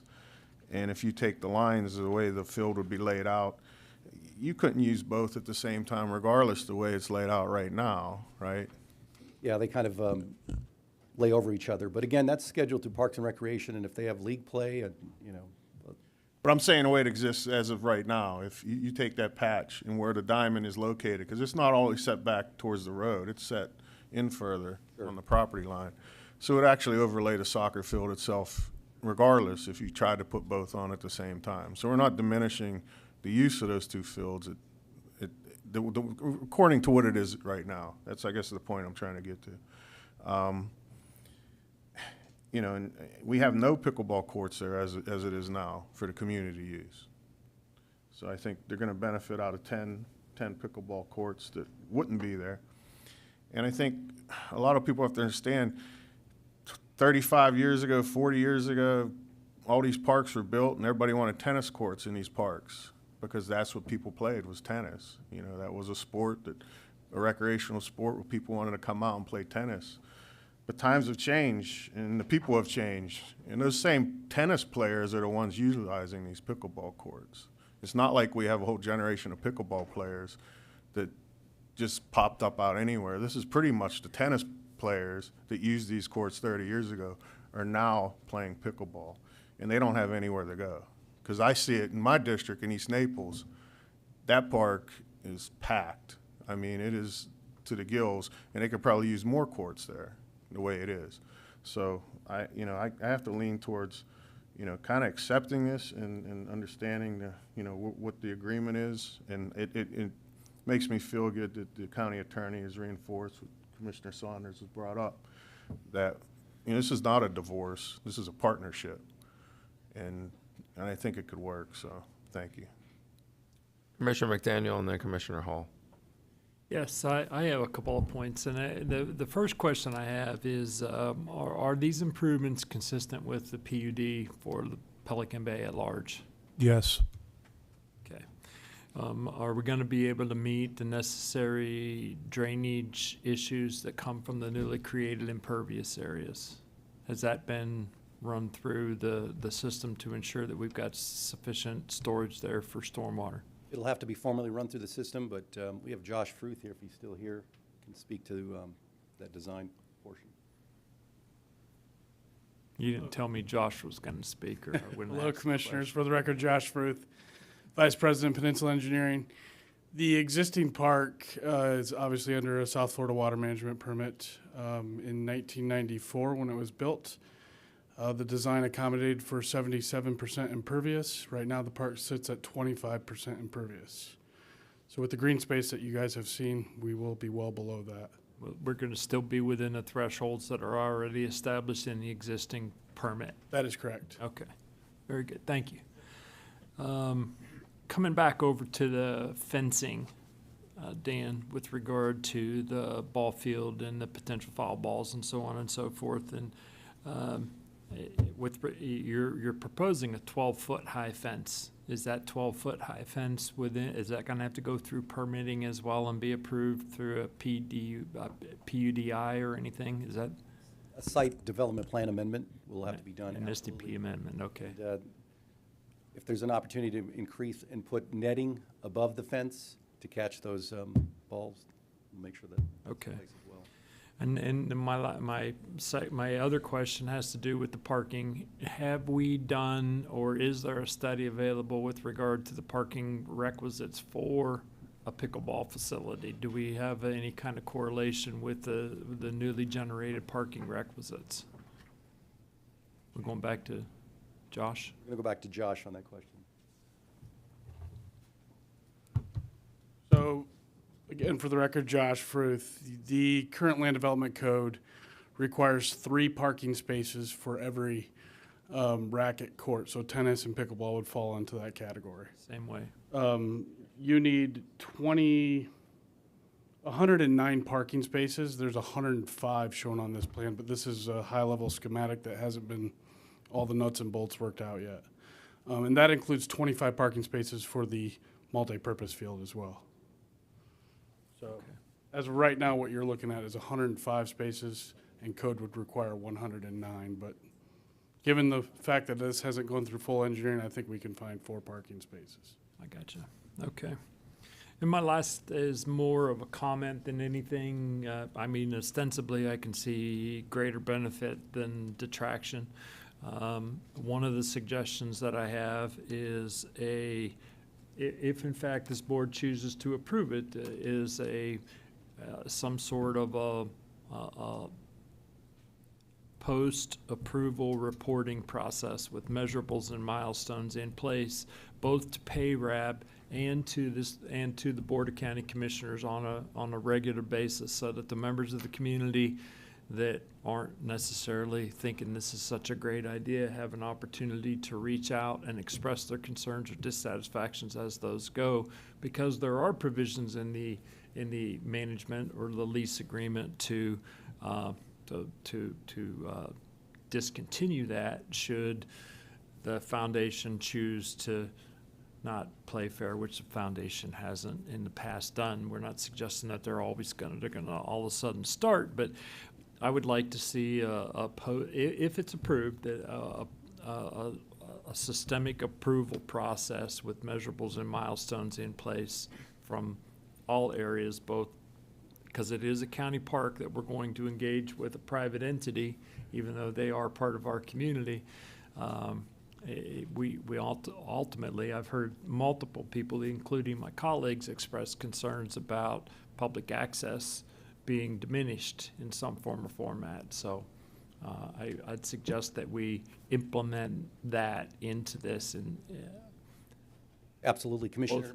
both to pay, and the suggestion was to PayRab and to the board, so that we weren't just having one place for people to come and express their concerns. They could do both, and it would ultimately feed to the board. Understood. And on page 2 of the contract, there's actually a compliance component that requires reporting on that share of the courts, and we'll make sure that gets to the board as well as the PayRab. Okay. Commissioner Hall. Thank you, Chair. One comment and then one question. I saw where in the agreement that the foundation gets 3 courts out of 8 for reservation purposes. And in my understanding of this deal, in the very, very, very beginning, all of the tennis courts were going to reserve for the public, and the foundation would get 10 out of the 20 pickleball courts. I'm not completely, opposed to the 3 out of 8, but I know that I play out there. I play in that park. I play tennis out there, and under the current management, in the season, the foundation will reserve 3 of those tennis courts and not play. They pay for them, but they don't play. And so this is not a money grab thing, so I don't care if they pay for them, but it's a play issue and an availability issue with me. I don't know what kind of reservation system is going to operate, but I would like to, I don't mind if Pelican Bay has some advanced notice to reserve those courts, but that the public, just for an example, if you had 7 days in advance to reserve the courts, Pelican Bay could have 7 days, and then the public could reserve it in 5 days, so that those courts would not just be underutilized or not filled. Because if I wanted to play tomorrow and I call and Chuck says, well, they're full, well, and they were paid for, but they're not played on, it knocks us out. It's just, so I want to bring that up. And then there were several comments on, we just ought to postpone this, and what's the urgency, and this is just too fast, and it's just too much. So the question is, if it's approved and we jump on board with this, what is the schedule for completion, and so that all of the what's the schedule for all of the improvements and all the improved facilities? Sure, absolutely. In speaking with Jim earlier, he stated that probably getting through the permit process, design and permitting, is probably going to take them into season, well into season. His hope is that mid-spring, late spring, early summer is to start construction. And then roughly a 6-month construction schedule during the summer months. So with that, I'll make a motion to approve. Mr. Chairman, I'll second the motion.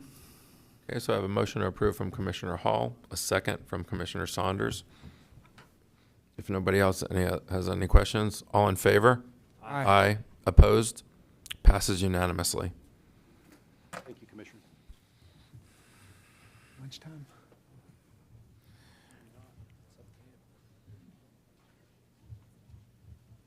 Okay, so we're going to go to our 10:30 time certain. A little late. So a couple of comments. So to those citizens, and I'm not taking sides or anything, but to some folks that sent us emails saying the next topic that we're about to hear you know, you should be hearing more important things, not just, you know, Bill of Rights or what have you. So you saw how much time we took about it for a $6 million investment in Pelican Bay. And what you may not know is when we approved the consent and summary agenda this morning, we approved 34 different items and millions of dollars worth of investment and improvement to our community, things that we've all been previously briefed on that we didn't feel needed discussion here. So, you know, I just say that, you know, to the public that maybe this is your first meeting, or, you know, we got hundreds of emails that, you know, we're focused on all the wrong things. Trust me, we can walk and chew gum on the same time, and we're chewing a lot of gum and we're doing a lot of walking and approving a lot of things for the county. So we never focus on any one particular item. And if it's pickleball and it needs hours and hours of discussion, we're going to take it because it's also an important topic. You know, having said that, and I know it might not be popular to the folks that are in here, I think this is a time for a lunch break because we don't want to have a break in the action. We want to have good continuity with the discussion for the Bill of Rights ordinance. So let's come back here at 1:30. So that's an hour plus, and we will pick up from there. Thank you.